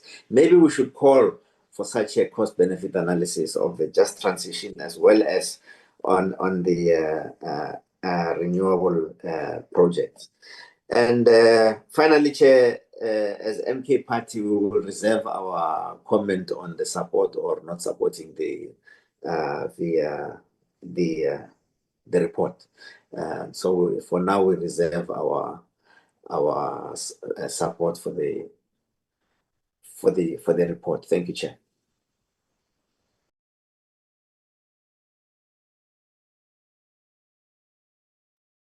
Honorable Mika. Thank you very much, Honorable Chair Mvana. I just want to make one point on what we are doing and what is expected of us with this report. So the two chairpersons' offices is bringing you or are bringing you a report of what was presented by the Auditor General and the department. We've compiled what was presented to us, and we have made observations and we are making recommendations. And if you look at the body of the report, almost everything that members are raising are highlighted there. And the reason why we chose to present the observations and the recommendations is because we took it as read when it was distributed. Now, I'm very happy when, and I'm going to make an example of Honorable Mulife, who says, we have observed that the problem is load reduction now. And he further says, he recommends 1, 2, 3. And that is what is expected from honorable members to do. We have observed that he goes on to make a point that the 54 billion, what the Auditor General is saying, he is suspecting that there is an error, or is concluding that there is an error, and that error is caused by controls and all of that. And then he gives a recommendation of what must be done. That is why at the end of the report, we are saying we are instructing or asking the minister to do 1, 2, 3. It's our recommendations that we're asking him to do 1, 2, 3. So I'm a bit worried when we move away from our own report, because this is our own report that we are formulating, and we must be able to say we don't have this point that we have observed. Let's put it, and then here is a recommendation. Let's put it like Honorable Mailem and others have done, and Mani have done, so that we get to a report where we agree that this is our report. And agreeing and disagreeing is not a bad thing. At the end, honorable members will be asked whether you support or you don't support. If you don't support, it's okay. We're going to debate in the House and differ. It's not a train smash, but here is a report that we must say, at least, you have not put this point across and it came. Here is my observation, and here is how we must put a recommendation, so that at least we come with a report. If we are going to deal with it as if we are the department, we can't correct what the department has done or failed to do, unfortunately. That's why we're highlighting that the department has failed to do 1, 2, 3. And that's our observations. That's how we want to deal with it. And we can't respond on the failures of the department, because it's our observation that we want you to embrace that, yes, we have observed this, they failed to do 1, 2, 3, and we are recommending 1, 2, 3 for them to go and correct. I thought that point, Honorable Chair, is important, so that we don't lose why we are having what we call budgetary review and recommendation report from the Portfolio Committee, not from the department. That will be taken for, to the House.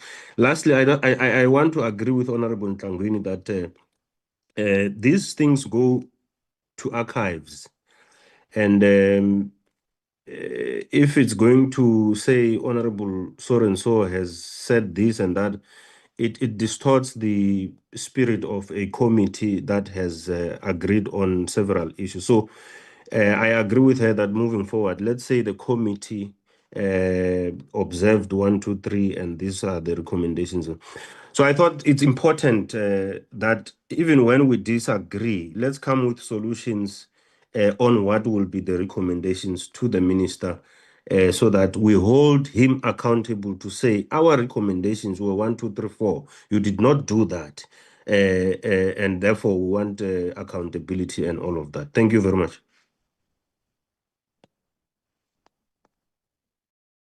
Thank you, Chairperson. But I will just say something myself when all members are done. But I didn't thank you, but to chat also the way forward on this. Honorable James, and then thanks, Chair. followed by Honorable Fasia. Then I will just have a bite for this. Thanks. Right, thanks, Chair. Firstly, I'd like to support the suggestion by Honourable Manyi that we put in an item asking for transparency in the cadastral system. I'd also like to support the suggestion by Honourable Zondi that we put an item in asking for a revised timeline of the rollout of the cadastral system. Another suggestion by Honourable Zondi was that we ask for disclosure of diesel sales. In other words, an item on transparency in diesel sales. I'd like to associate myself with that.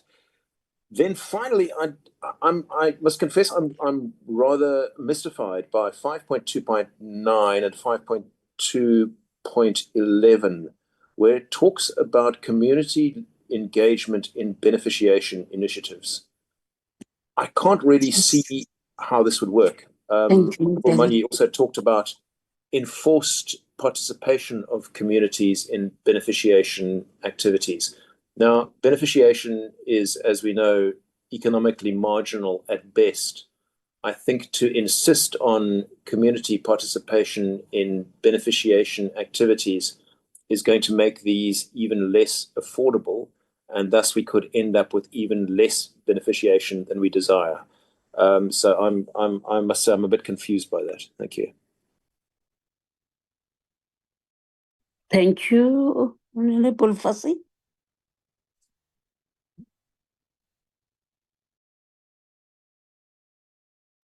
Apologies, Chair. I was struggling to unmute. Can I just check that I'm audible with yourselves?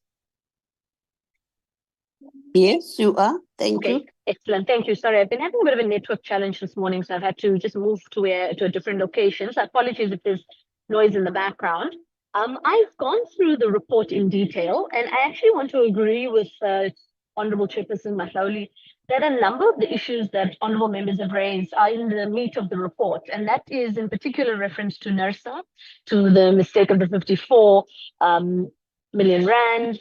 And there's a number of other issues. I just made a note of it in the notebook, but for sake of time, I'm not going to mention them all, but they all effectively are talked about in the report. And of course, we as honourable members will have an opportunity to raise our political parties' views, which of course, as us as the ANC, we support the report. But beyond that, we'll hear about that in the actual plenary sitting. I just want to make 2-3 points substantively.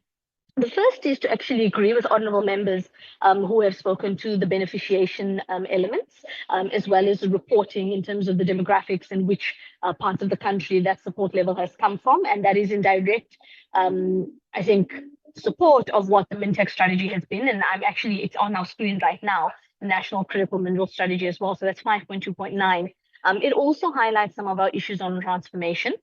But I think there is also a need, honourable members, for us to look further at that cadastral system. I don't think we need to keep mentioning it in this report. I think the report deals with it. But I think going forward, Chair, we're going to have that as a regular reporting item on the mineral side, because it's something that could really be a game changer to fast track not only the long-term economic growth in the country, but also some of the issues we've just mentioned in terms of the beneficiation stuff. And then I also wanted to talk on the energy side to the most recently put forward IRP. Now, I know that this particular report doesn't cover that same financial year, but it might be useful to have a recommendation somewhere. I don't know if we link it maybe to the IEP, so that it gives us I would say, the segue for the next particular reporting cycle to get that kind of information. Because now that we have an IRP, for better or for worse, we now need to start tracking its implementation. Of course, it's a long-term plan, but I think it would be important to start making those links. And last point on that is I understand that this is the last time we will be reporting together. However, there are a number of overlaps. One of those overlaps is CEF around the gas cliff, etc. So we need to continuously look at reporting from both levels and both portfolio committees. And linked to that also is in some ways the battery energy storage elements. And I mean this sort of specific link to that beneficiation point I made in terms of the Mintex strategy. So while we're pushing on one side, on the energy side, to increase the battery energy storage, we need to, on the other side, also ensure that the critical mineral strategy is implemented, because they do feed into each other. So I thought I'll just mention that as a broad level. But of course, maybe to say with the amendments that have been put forward by honourable members, I would be happy to move for the adoption of this report as a true reflection of our deliberations as both portfolio committee meet. Thank you. Okay, thank you very much, honorable members. What I wanted to say, honorable members, but I didn't want to maybe as if I'm blocking members to raise their concern. But the reality of the matter, we shouldn't have been seen as people that are rewriting the report again, rather than to amend and also add, and also, as Honorable Chairperson and other members have raised it, we need to be very careful and on when, especially now that this is really our report. And it was the way on how we discuss it. But what the committee is supposed to do is to look at the gaps and also ask some questions of clarification and also add wherever they need. So some members have done that, and I think I appreciate that. That's why I had to give you more time so that we can also interact. Comments that have been made have been noted by the secretaries and even ourselves as honorable members, and we have taken note of them. Otherwise, it was a fruitful discussion to look at the report.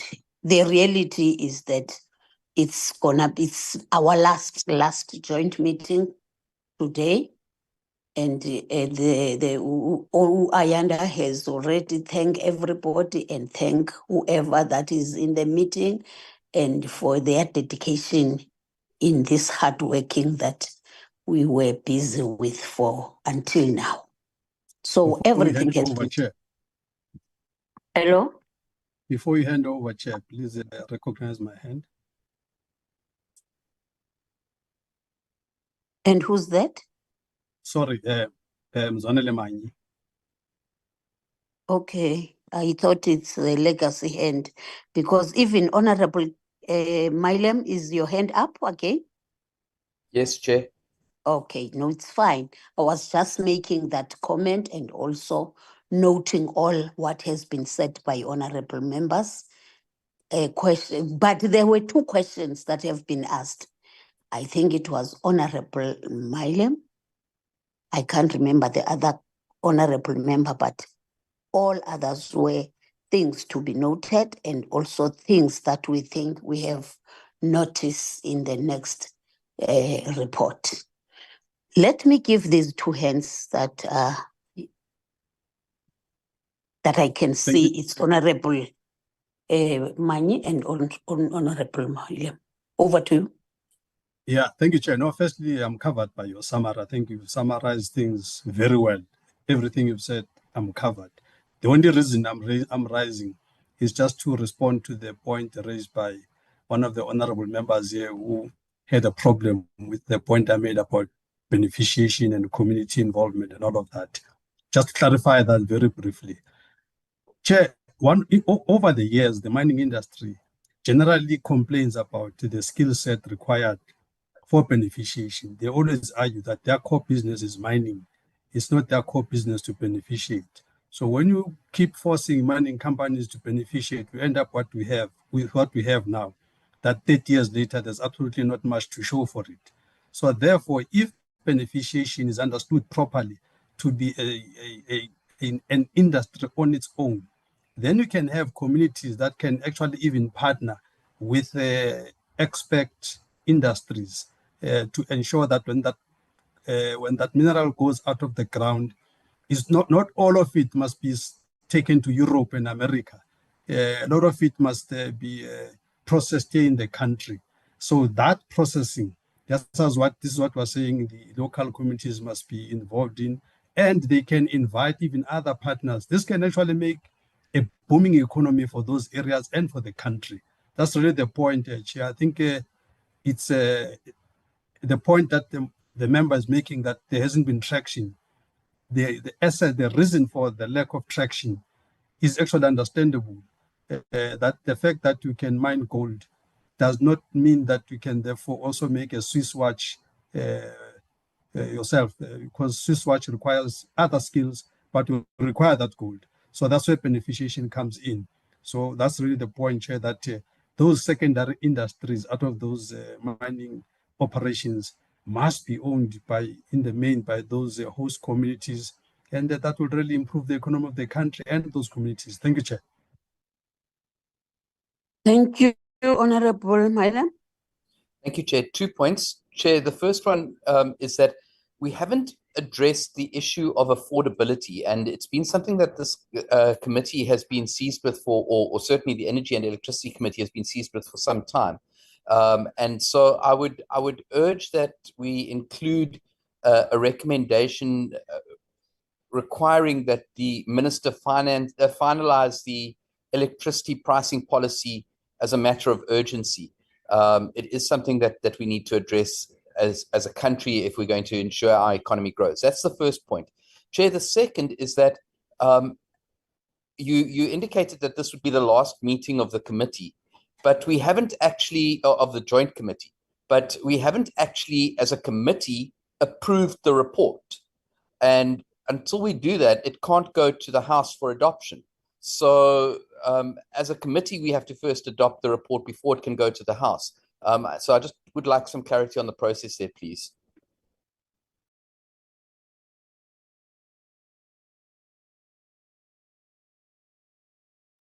Okay. Yes, that's what is supposed to happen. And procedurally, it's like that. It needs to be adopted. Now, what I would love to do is to check whether do we adopt this program, this report with all the amendments and the concerns that have been raised, or do we still want to have another meeting and look at it? But I thought that the proposed agenda was read, and it is said that the report and the adoption, and we agreed and adopted it.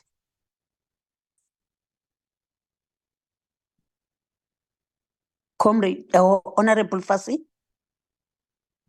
Thank you, Chair. What I was saying earlier is I'm happy to move for the adoption, of course, with the amendments that members have put forward today. So I'm not excluding those points. I just want us to, in terms of the procedure, in terms of when we need to meet the deadlines by the chair of chairs, etc., or the House chair rather, I think it's important that we adopt it today. Thank you. And I move therefore for the adoption.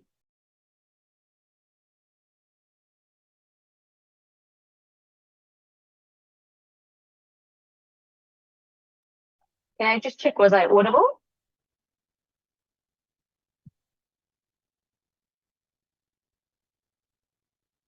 Yes, you're very audible. We just don't agree. All right. I don't know if Chair, maybe Chair is muted again.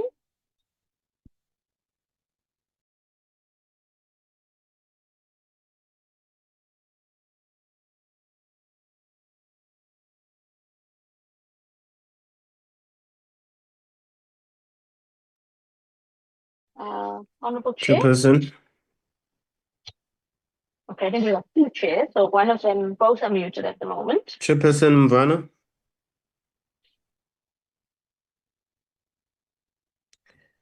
Okay, honorable members, I saw the hand of Honorable Paulson, Honorable Molefe, and Honorable Nkosi. Can we take those hands? Thank you, Chairperson, and once again, and look, I agree. The committee secretariat for both departments have done a lot of work to compile this report, and I appreciate that. But I just believe that the report is too generous and does not adequately highlight the failures of this department to hold the different entities to account, especially where they fail. So, I'm happy to withhold our decision as to whether we support or, which is most likely not, and allow the committee to decide whether they're going to accept the report. But the EFF can't support this report. Okay, thank you, Honorable Paulson. Honorable Molefe. Chair, we think that Thank you, Chairperson. Thank you very much. I lost the network, so you can continue record, Chairperson. Sorry for that. I lost even Fasia. I didn't even hear what she was saying. Thank you. I'm back again, but you can continue, Chair. Thank you, Chair. We think that the comments that have been made in this meeting are very extensive and alter the report fundamentally. And we would like to see what the new report that incorporates all the comments looks like. And so for now, we will withhold our expressing our opinion on the report and wait to see the final report. So we at the moment reserve our comment on the report. Thank you. Thank you, Honorable Nkosi.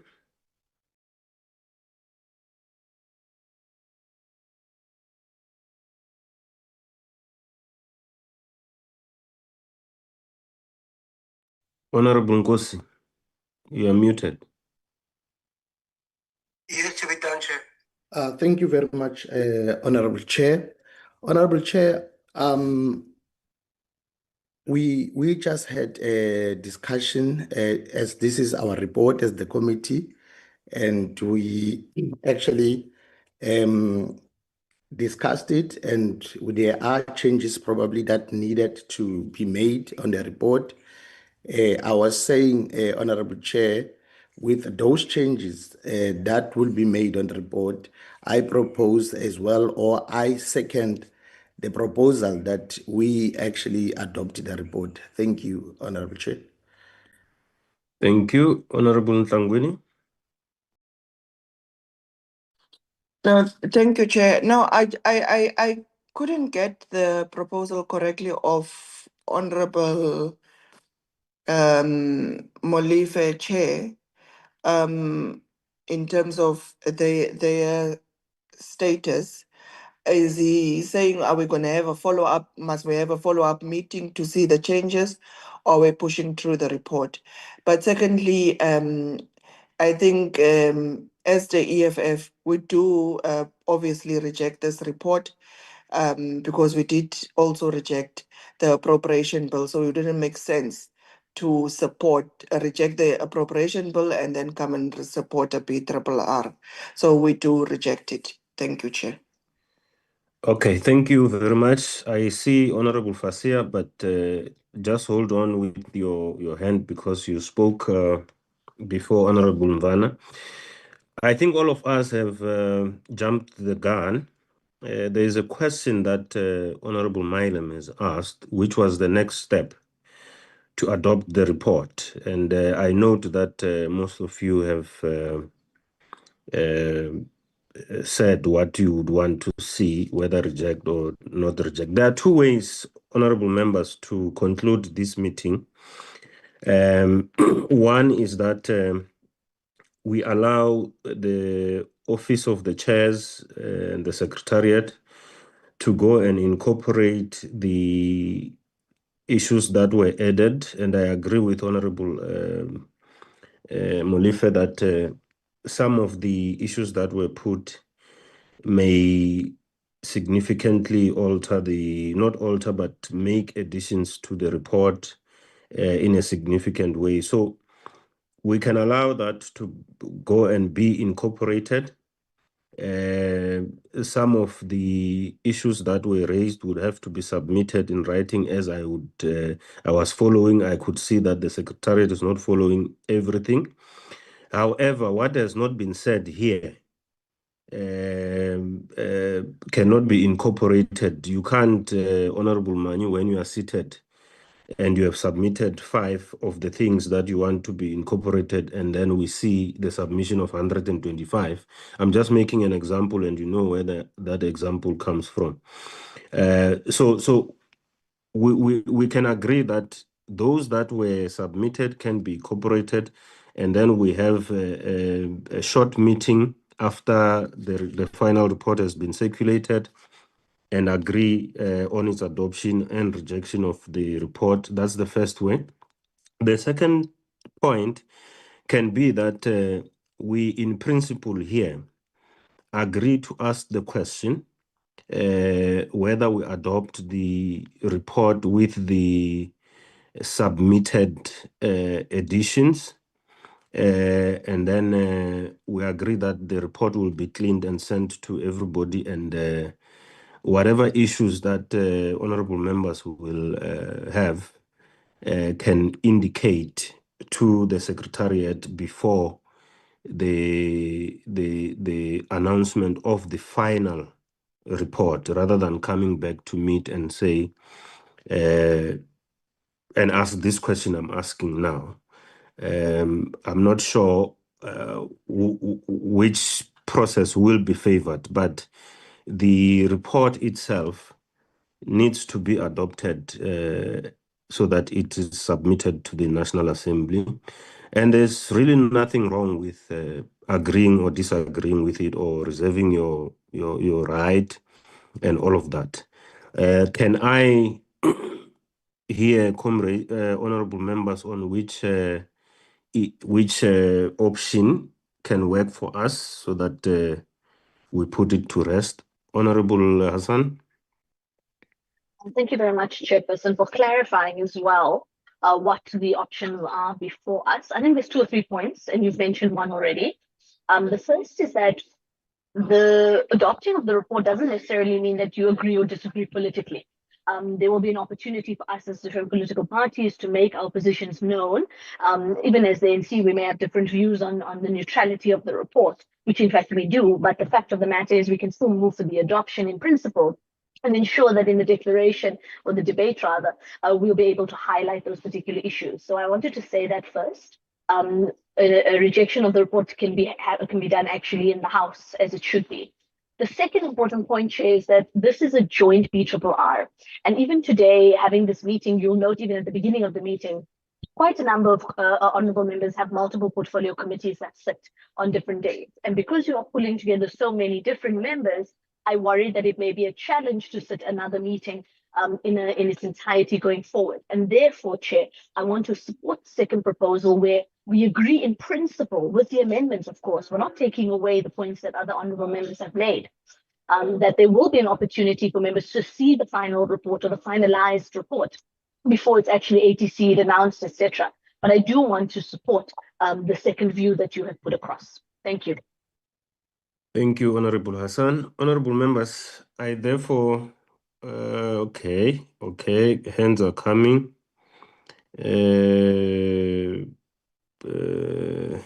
Can I just take Honorable Ntlangwini and Honorable Molife, and then I will take it from there.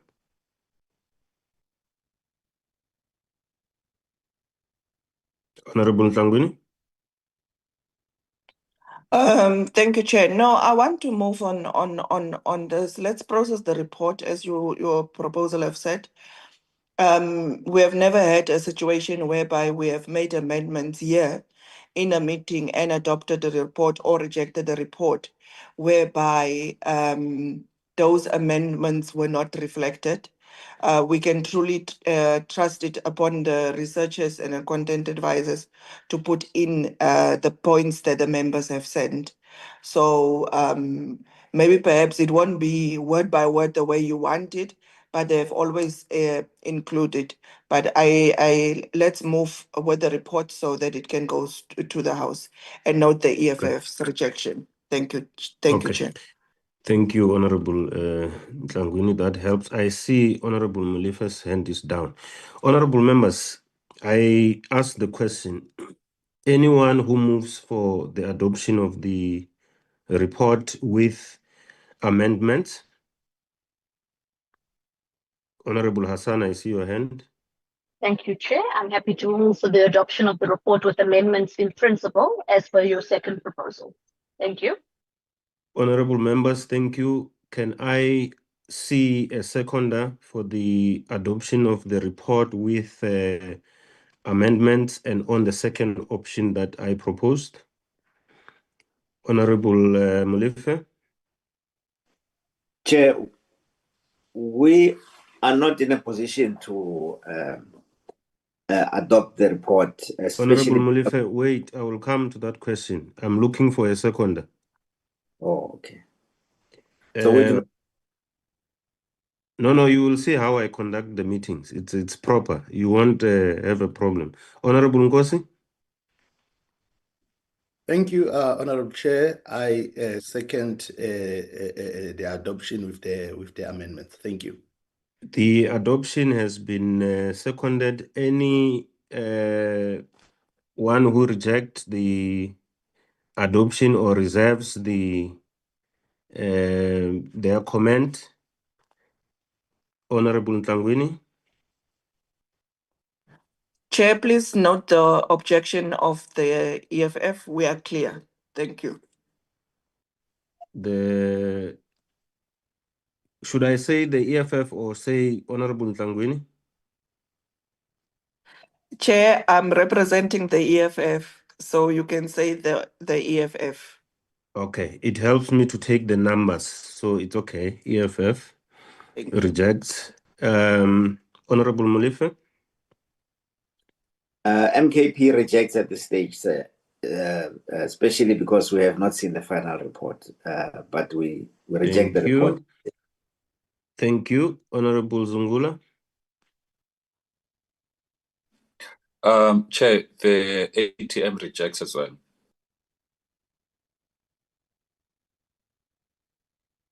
Okay. The DA?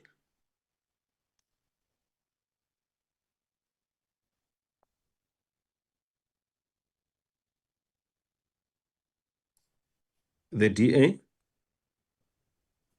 Shall we accept the report? DA accepts the report. Chair, sorry, Chair, I should say we accept the report with the amendments. Yes, of course. Thank you.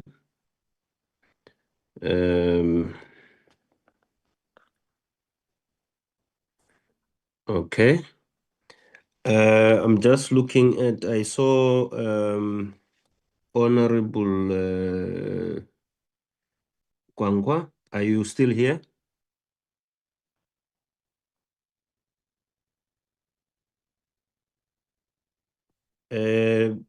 Ayanda and I don't see Mr. Kwangwa on the platform, Chair. okay, the IFP. Thanks, Chairperson. The IFP accept the report with amendments. Okay.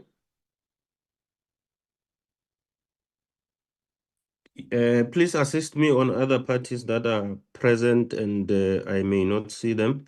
I've Honorable Thring, ACDP.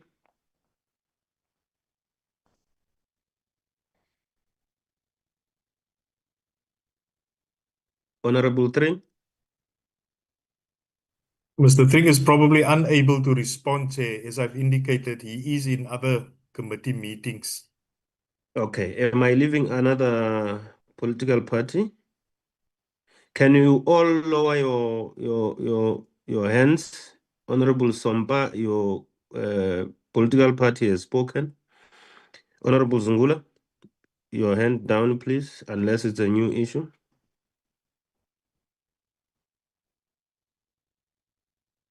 Honorable Zungula, your hand down.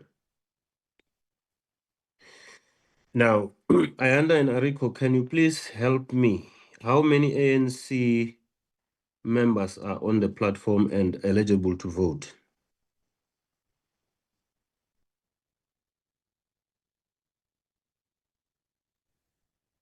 From the Electricity and Energy, Yes. there are 4 ANC members on the platform, Chair, and all 4 are eligible to vote. 4 members. Who is that? Ayanda? Yes, Chair, I was going to report on the PCMPR. There are 4 members from PCMPR, and they are all eligible to vote. So in total it's 8. Correct, Chair. Correct, Chair. Okay, how many DA members are on the platform and eligible to vote? From the There are Electricity and Energy side, it's 2 members, Chair, and both are eligible to vote. Okay, minerals? same from PCMPR, Chair, and they are both eligible to vote. Okay, the MKP? From PCMPR, we've got 2 permanent eligible to vote and 1 alternate, which is not eligible to vote. So it's 2. Can we Yes. get from electricity? 2 as well, Chair, both eligible to vote. Okay, it's 4. The EFF? 1 Chair from Electricity and Energy, eligible to vote. And 1 from PCMPR, Chair, and eligible to vote. So it's 2. The IFP? None from Electricity and Energy. It's 1 from PCMPR, Chair, and eligible to vote. None from Energy, Chair. Okay. In terms of PR representative, after IFP comes the PA. We don't have anyone. None. Electricity and Energy, none. Do we have Freedom Front Plus? None from Energy. PCMPR. Do we have Action SA? None, Chair. None, Do we have Chair. BOSA? None, Chair, Who's the from next one? PCMPR. BOSA. Okay, let me just call out the ones that I know are here, and you'll assist if they're not here. ATM? Yes, Chair, we've got 1 from PCMR eligible to vote. Okay. As it is now, do we still have any other political party that is represented in these 2 committees? ACDP, Chair, 1. Electricity and Energy. ACDP? Yeah. We are not getting... We are He is not on the getting, platform. but we're not getting how they wish to vote. No, Chair. So we're not going to count their vote. And then UDM, Chair, but he's not on the platform. Mr. Kwang And Kwang. UDM is not on the platform. Okay. Honorable members, I get the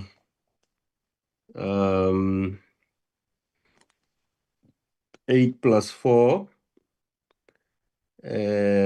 plus 1, which is 8, 10, 12, 13. Yes. And 4, 6, 7. noes. Accordingly, honorable members, the report would mean that it's adopted with the amendments and on option 2. That is that, honorable members, who have taken it to a vote, and the report is duly adopted with adoption, with amendments on option 2. Thank you very much. Honorable Mvana, can you close the meeting, because we will request after your closing for everybody who is not part of the minerals and petroleum to leave the meeting. Unless they are not committed, they can stay as members of parliament, because we want to continue with other items. But before that, you must start with the minutes of the 14th. Over to you, Honorable Mvana. Okay, thank you very much, Co-Chairperson. Can we then request Honorable, in fact, let's ask the secretaries to flight the minutes of the 14th.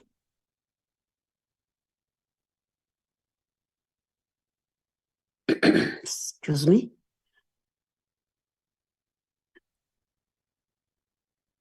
Okay, can secretaries lead us in these minutes?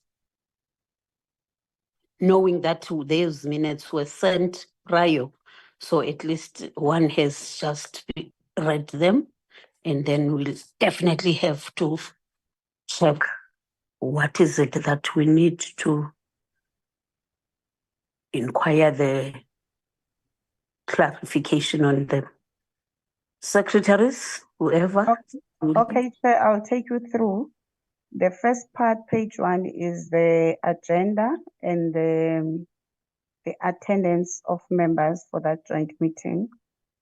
And then we've got our apologies there, the support staff, the HSA, DMR, and all the people that were present in the meeting. Basically, Chair, this meeting, most of the discussions are captured on the report, which has just been adopted. So this is just the format so that it correlates with that report. And we just give you, we said the presentations are available when needed in the committee secretariat.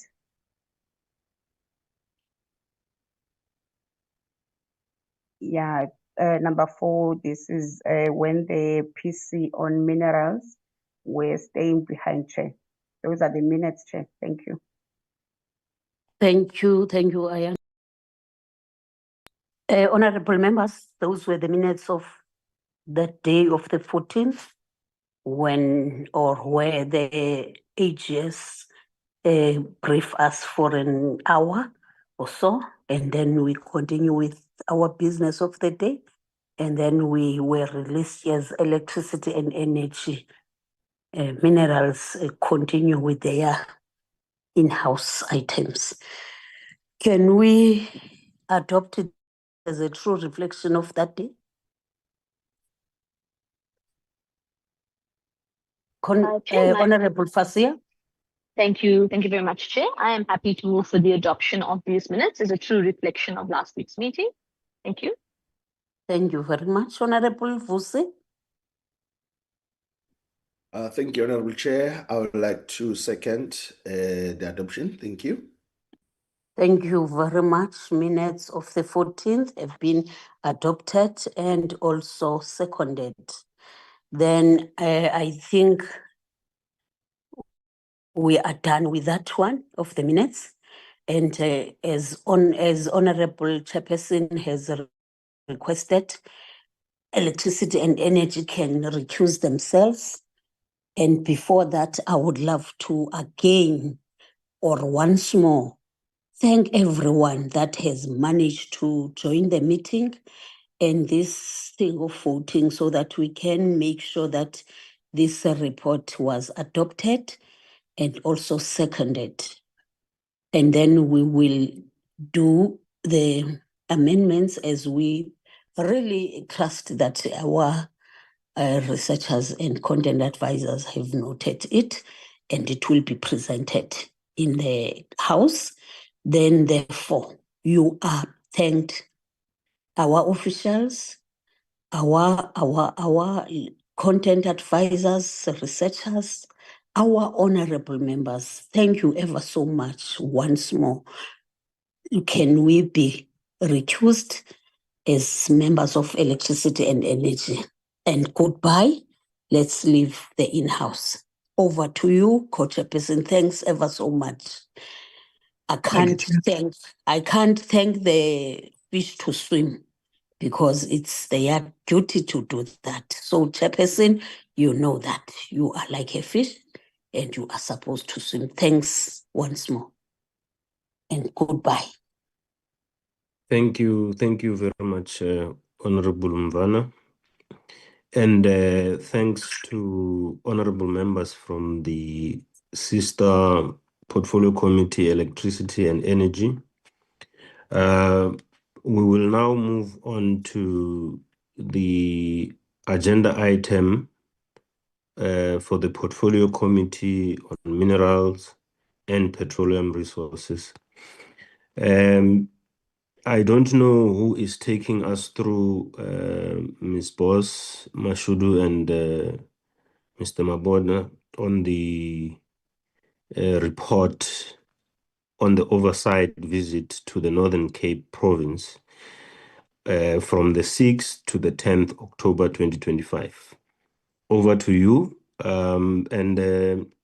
I suggest that we take the same approach where we deal with the observations and the recommendations the way we dealt with the previous report. And honorable members will come in after and make additions to the recommendations, as well as the highlights of what they would want to add. I don't know, over to you, Mr. Maboda, or whoever. All right, I'll take you through, Chair. Good morning, members. Is it morning? Yeah. Good afternoon, members and colleagues. Yes, Chair, I'll take you through following your approach. The body of the report is essentially a synopsis of the 5 days. So I'll just go straight to read now the recommendations as per your proposal.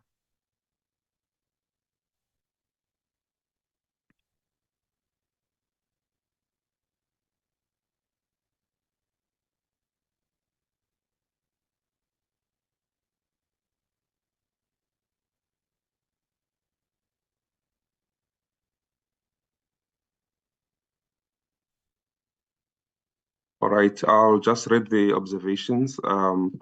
This section provides a synopsis of the key issues observed by the committee, particularly emanating from the presentations, discussions, and the site visits that were conducted. Mining activities in the Northern Cape are extensive and continue to contribute significantly to the provincial and national economies. The committee observed that major mining entities have generally complied with environmental and social obligations, though some administrative and beneficiary identification delays persist. This is in reference to the only to the mines that we visited, where social and labor plans were presented, and generally there was compliance except the farm issue project. And the committee observed that financial provisions for mining rehabilitation appear adequate across all inspected operations, which is the mines that we visited. While the committee acknowledged progress made in the implementation of SLPs, instances of non-compliance with HRD and mine community development obligations were observed. The committee emphasized the need for continuous monitoring to ensure that SLP commitments translate into tangible benefits for host communities. committee observed that the formalization of artisanal miners has yielded positive results in reducing illegal mining in certain regions, particularly speaking to the sites that the committee visited and the committee meetings that the committee held in respect of this. The committee observed that both the Remfasmark and Fredesflay communities are significantly affected by illegal mining activities, particularly the unlawful extraction of rose, quartz, jamestones, as per the site visits members went to. Okay, the ones that we went to were legal. Legal sites, but there was a report from the community that there's a lot of illegal mining going on in respect of quartz, as well as the tiger eye and many others. It was noted that there is lack of transparency and meaningful consultation in the processing of applications for artisanal and small-scale mining permits, which has contributed to mistrust between communities and the department. The committee observed that the cost of compliance associated with the ASM payment processes, including fees for environmental practitioners, community consultations, and financial provisions for rehabilitation, remains prohibitively high for most committee members. The committee found that delays in processing ASM applications are widespread, with some applicants reportedly waiting for more than a decade without feedback from the department's regional office. The financial provision requirements stipulated under Section 41 of the MPRDA poses a particular challenge for historically disadvantaged individuals who seek to participate in small-scale mining. The acting regional manager's explanation that explained that sometimes delays occur to allow applicants time to secure financial provisions. This point is generally about the complaints from the communities about the delays in obtaining their permits. The department did say that sometimes the delays are because the applicant requires to provide some money for EA and they do not have that money. So that point is about that. And the committee further observed that allegations of corruption within the department have eroded community confidence, underscoring the need for formal reporting and investigation of such claims. The committee concluded that the current regulatory framework and administrative process for ASM are not conducive to inclusivity or empowerment and require urgent review to support equitable participation in the mining sector. The committee observed tensions between the mining companies, traditional leaders, and community forums, particularly concerning benefit distribution, consultation, and representation. It was stressed that the committee stressed the need for transparent engagement processes and inclusive decision-making structures that reflect community priorities. ASMANG executives agreed to consult with the company's board to seek guidance on how they could cooperate with PP Jamestones to reach a mutually agreeable solution and report to the committee by the end of October 2025. This relates to the issue of Sugilite and the tension and conflict around that, and a possible solution that must be reached as a way forward. The regional office of the Department of Mineral and Petroleum Resources in the Northern Cape was tasked with providing a written explanation to the committee regarding the frequent occurrence of double granting of mining permits and rights over the same land. Then we move to observations based on the overall oversight, discussions, etc. The committee recommends that the minister should strengthen institutional support for artisanal and small-scale mining by increasing staff capacity in the Northern Cape, providing targeted training, and ensuring dedicated provincial resources for compliance guidance, technical assistance, and environmental management. This speaks to the issue mentioned by the community that it's only Mashudu who is responsible for artisanal and small-scale mining for the whole province. And there were allegations or reports that she also assists in other committees, but the response of the department during the BRRR presentations indicated that each province has got its own person, but that remains to be tested. Point number 2, recommendation number 2, the minister to undertake a comprehensive review of the artisanal and small-scale mining permit process with a view to simplifying procedures and reducing financial barriers for applicants. So financial barriers are articulated in the body of the report. The requirements kind of make it difficult for artisanal and small-scale miners to participate in the sector.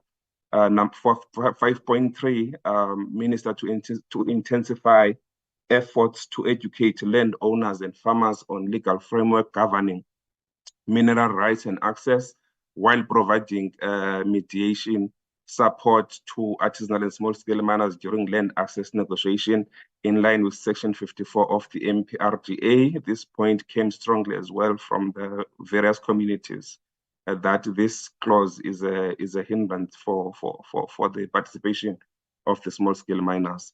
4.5, ensure that all allegations of corruption and preferential treatment raised by committee members are formally investigated and referred to the SEPs or other competent law enforcement agencies for appropriate action. 5.5, facilitate or collaborate with institutions such as the IDC and the NCFA to develop funding support mechanism enabling small-scale miners to meet financial, operational obligations. 5.6, develop and implement a community outreach and awareness program to educate local miners and residents on the legal requirements, environmental responsibilities, and opportunities available within the ASM framework. 5.7, finalize the investigation and resolution of the Sugilite mining rights dispute involving Asmang, South 32, and PP Jamestown Mining and Exporting Company. Linked to the above, clarify and standardize the interpretation of associated minerals under the MPRDA to prevent similar conflicts in future. That is the end. But just to underscore that most of these issues will be resolved when the MPRD comes to Parliament. Most of the issues speak to the amendments that are in the MPRD currently, and some issues members would have to address them when they process the MPRD when it comes to Parliament, because the oversight revealed a lot of issues around ASM and the challenges around that. So thanks, Chair. That's the end of the report. Thank you very much, Mr. Maboda. Honorable members, that is the report we are tabling to you for consideration and adoption. Any take?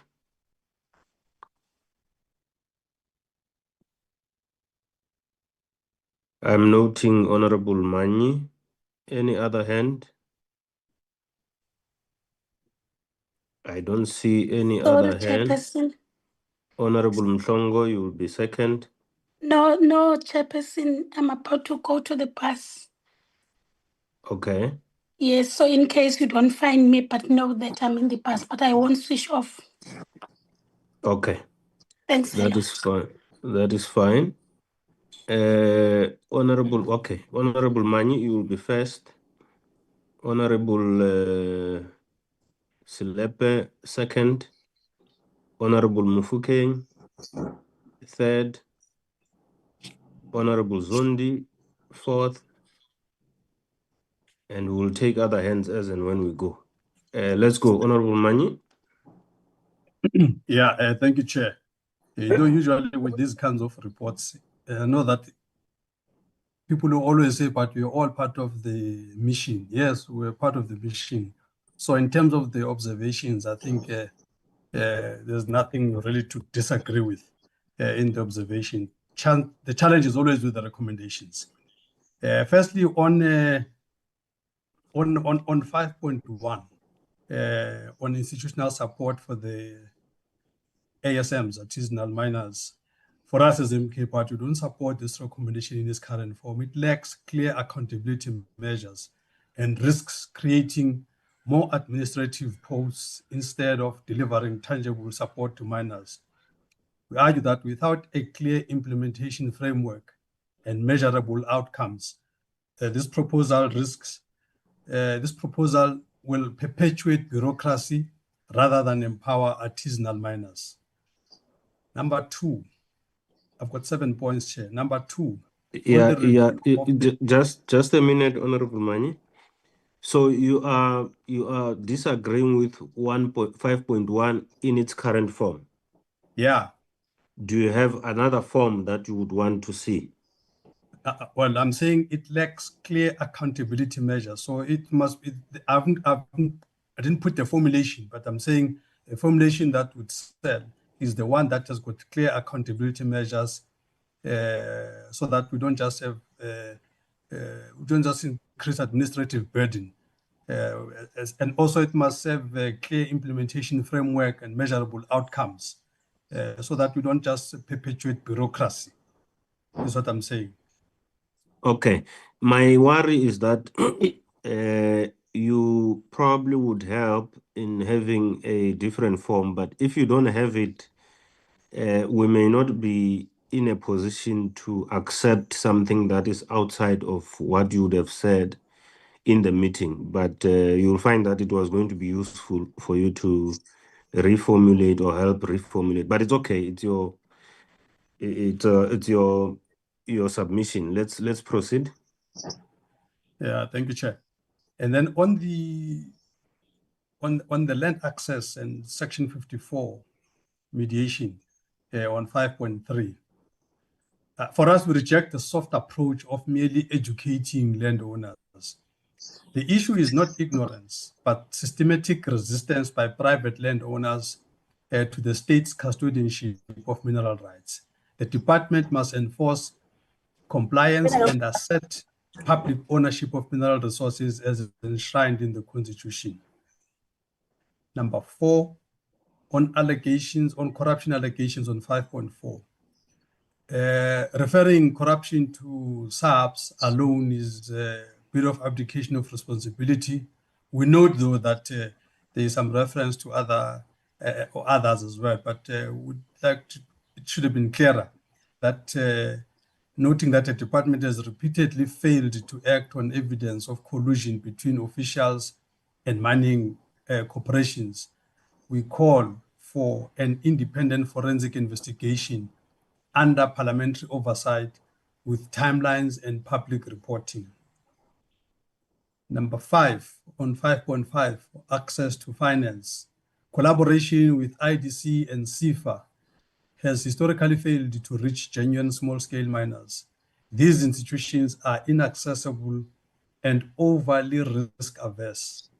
The MK Party proposes the establishment of a dedicated artisanal mining development bank capitalized through mineral royalties to ensure direct and affordable financing for community miners.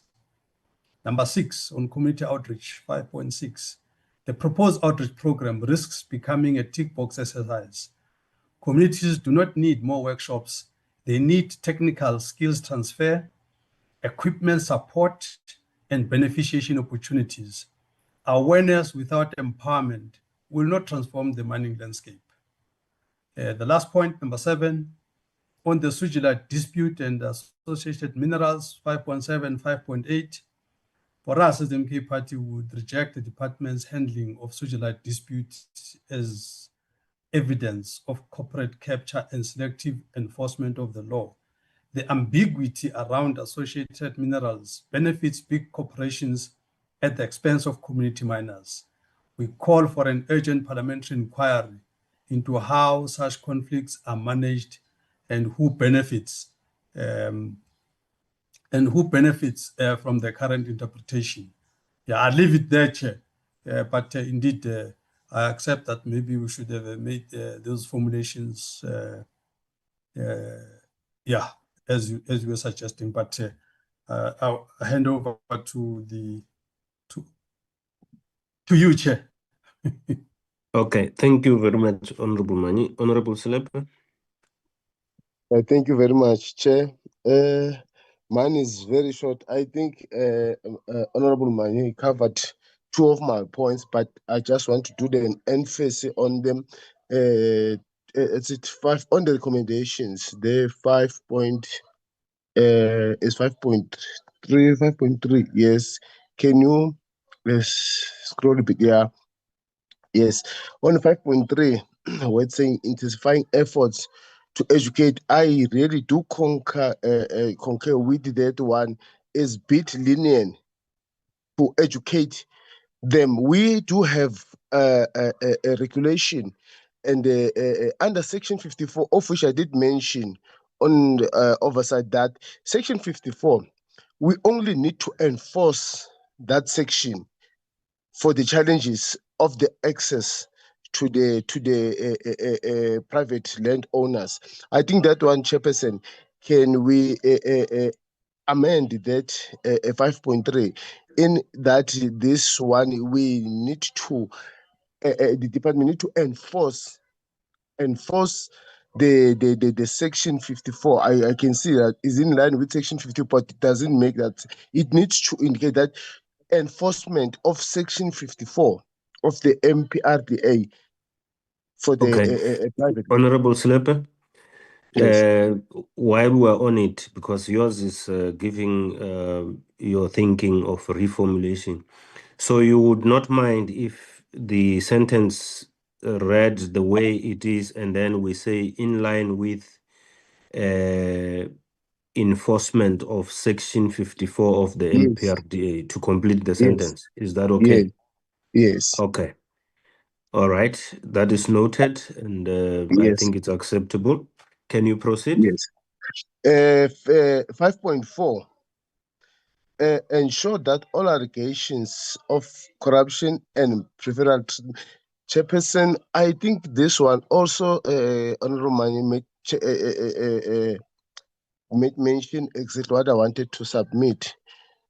The forensic investigation is needed, and the lifestyle audit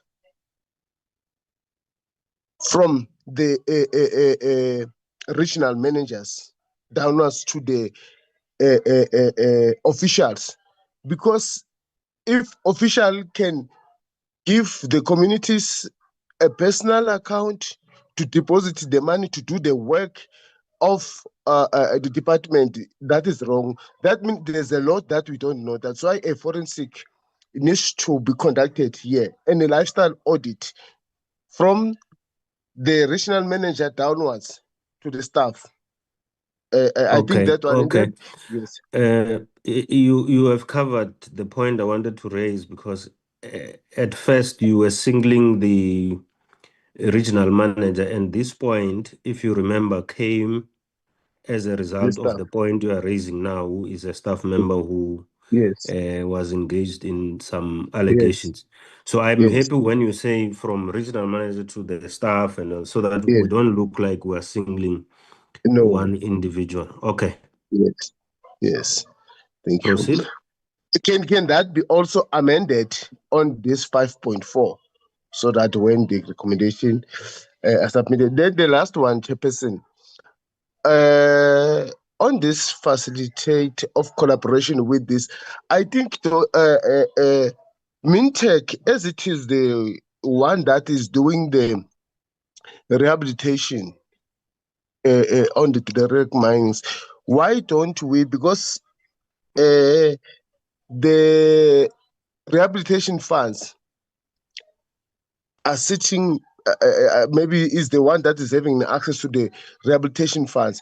Why don't this small scale and artisanal miners, their rehabilitation responsibilities being reduced, and then the rest of the cost being taken to the Mintech as the responsibility to the Mintech, because of course they won't be able, not even a single day, afford to pay the rehabilitation funds. I think maybe we have something with the Mintech, check how best can the Mintech intervene in taking that responsibility.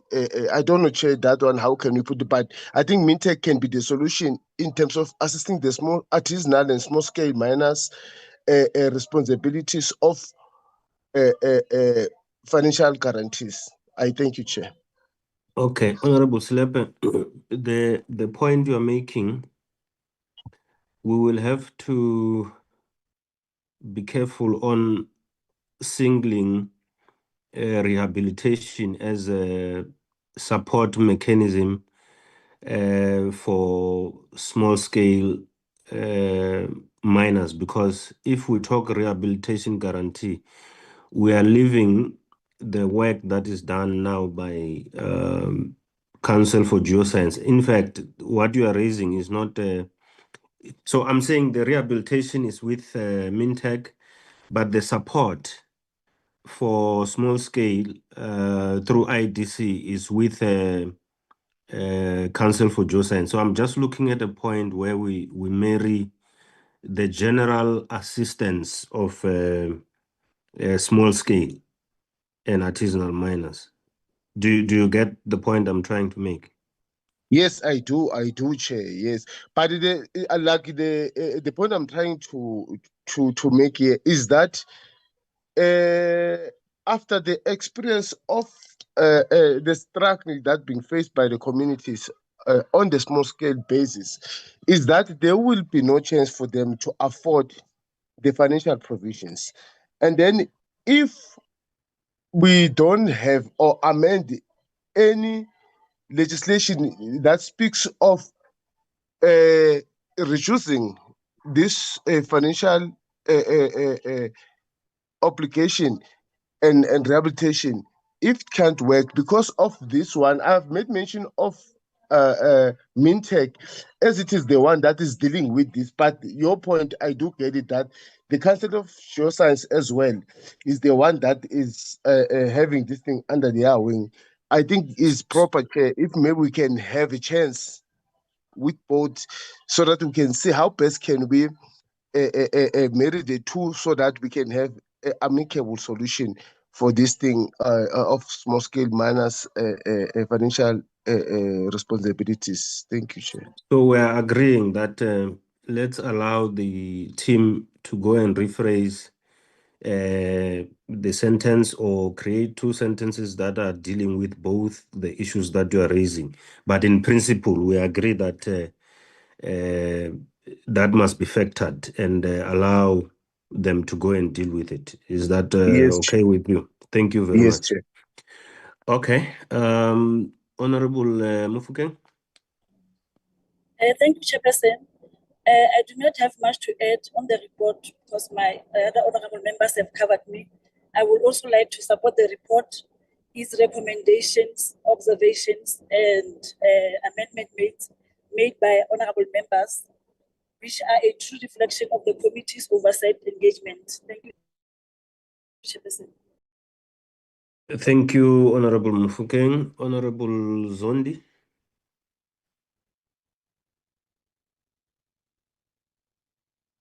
Honorable Zondi, if you can unmute. Chairperson, can you hear me? Yes, we can.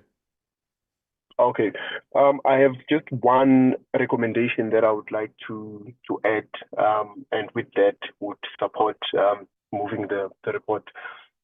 And the recommendation is the department is to obtain a detailed statement of account from ASMEC and South 32 of how much Sugilite byproduct have they produced over the years and stored, and where is it stored. So that would be the only recommendation I'd like to add, and with that, support the report. Yes, indeed. Actually, we had made that point that it must be covered. So the team will add that point. Thank you, Honorable Zondi. Honorable Senne. Thank you very much, Chairperson. Greetings to you and honorable members. Chairperson, let me also not repeat what other colleagues said. The report accurately reflects the oversight that was undertaken by the Committee to the Northern Cape, and its recommendations are critical for improving service delivery. So, Chair, I want to support those who recommended for the adoption. I'm supporting, Chair. Thank you. Okay, thank you very much, Honorable Senne. Can you and Honorable Mufukeng lower your hands, please? Honorable members, there were comments and recommendations made. And I want to say this on the first intervention from Honorable Mani, that I think what will be left is for you to lift the issues you are raising to the debate. Because of the same reason that I made earlier, we are unable to incorporate your concerns, especially because there's no framed new sentences that you would want us to incorporate. But you're welcome to raise, because some of them, if not all, I do get genuine concerns that we have raised there. But for processes here, we may not be able to put that. Now, I want to ask a question, honorable members, that with those amendments made, Honorable Zondi has moved for the adoption of the report. Can I check, Honorable Zondi, that at the end of all these recommendations, do you still move for the adoption of the report?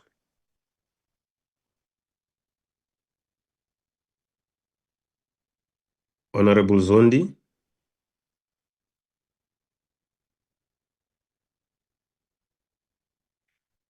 Okay, honorable members, can I move for, can I get a mover for the adoption of the report? I don't want to use Honorable Zondi because when he raised his hand and moved for the adoption, the two speakers had not spoken, so it may have changed his mind. I don't know, but I don't want to tamper with the processes. Honorable Senne? Thank you, Chairperson. I would like to move for the adoption of the report. With Thank you. amendment. Yes, with amendment. Okay. That point is very important. Thank you, Honorable Senne. Can I move for the, can I see the seconder, Honorable Mufuke? Thank you, Chairperson. I'm seconding the adoption of the report with the amendments made. Thank you, Chair. The report has been seconded with amendments. Can I see a hand that rejects or reserves its comment or its vote? Honorable Mani? Yeah, thank you, Chair. We welcome the way you run this meeting, you run it very fairly and all of that. Yeah, so let's see how the comments are being incorporated, and for now, we reserve our position as MK Party. Thank you. Thank you. MK reserves its comment. Any other hand? Okay. I don't think it's necessary for us to vote because there is no rejection per se. There's just a reservation of comments. And therefore, I declare the report adopted. Can we please move to the minutes?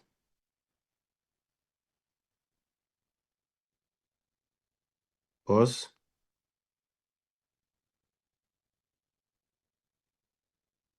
The minutes are placed, so can you see it on your side? Yes. You just have to go up so that we see the register. Okay.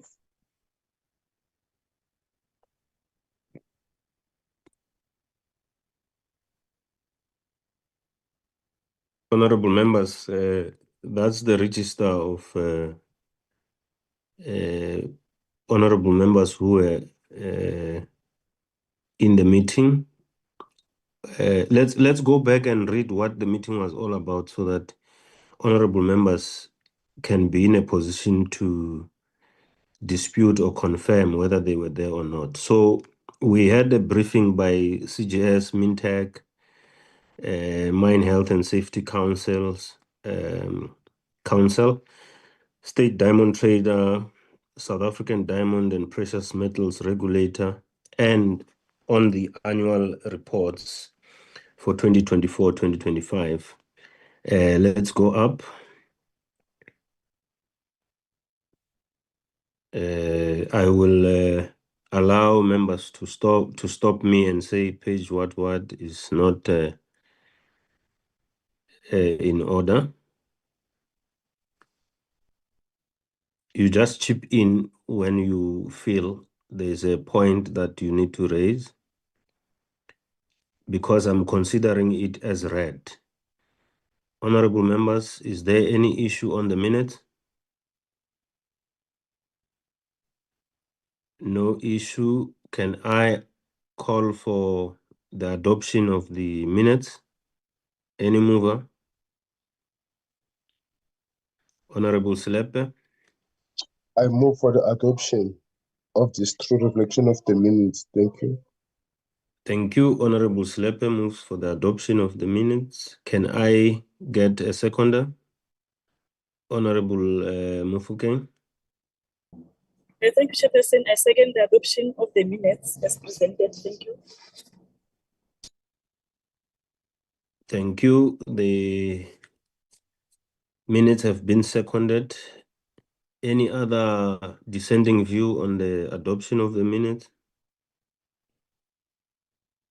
None. The minutes are duly adopted. Was that the last set, or we go to the other minutes with the Liparo? Yes, Chair, that was the set on the annual report. This one is last week's one on Liparo. Okay, let's go to the register first and see.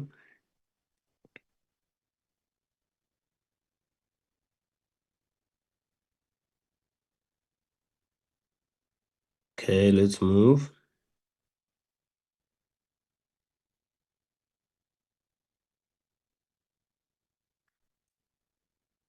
Let's move.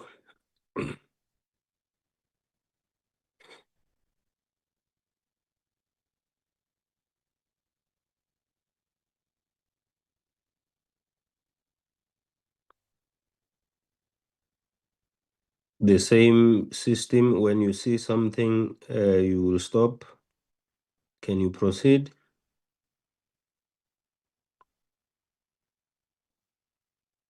Ms. Boss, can you proceed?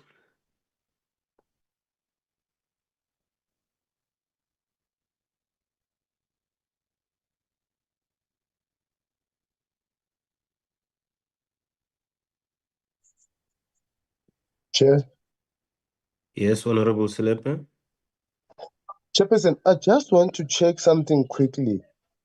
I think we were busy with it was a meeting with Liparo when Honorable Manye raised the point of dealing with the minutes, and you did make mention or supported the recommendation. I don't know whether you did put it on the minutes of the same day or it was something that on its own. I just want to check that one because it was raised on the very same meeting when we had the meeting with Liparo. I just wanted to check that, Chair. Thank you. Okay, it will be inserted if it's not covered there. But indeed, you are correct that there was an issue raised that we must deal with the minutes as and when we meet again. Yeah, we will have to incorporate it. Let's take it with amendments that will be added. Can we move?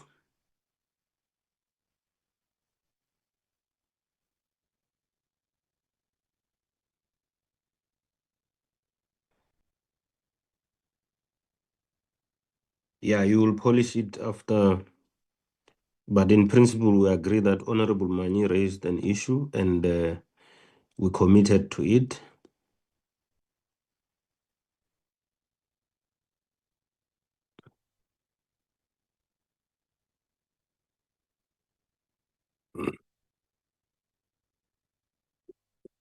Okay. Any issue on the minutes?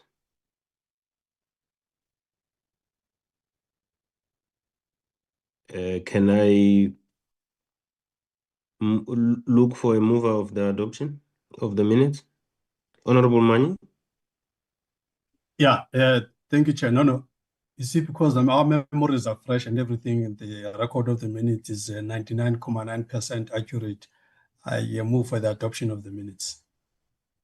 Honorable Mani moves for the adoption of the minutes. Any seconder?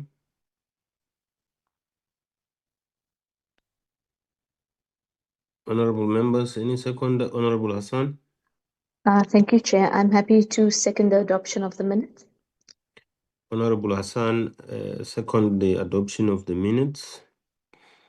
Thank you very much, honorable members. Honorable members, you debated the report on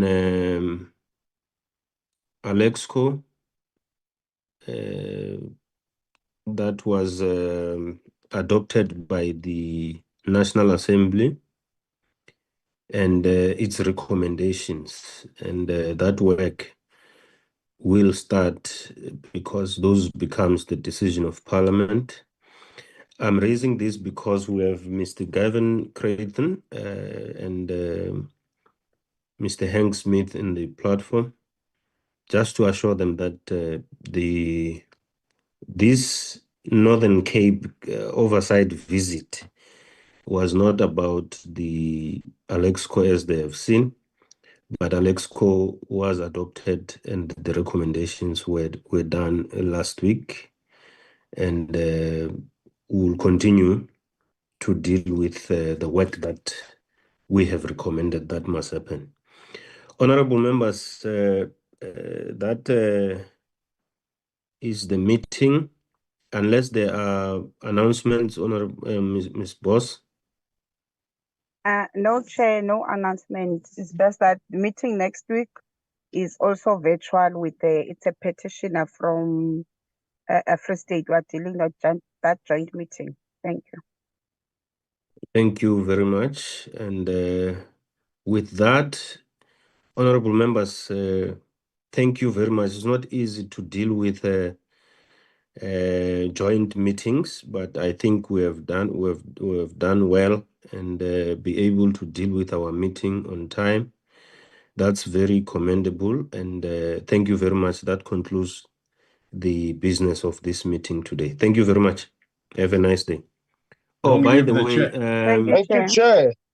And by the way, good luck to Honorable Zungula, if he's still here. He understands what I'm talking about. Good luck. We'll see him on the 8th. Lili.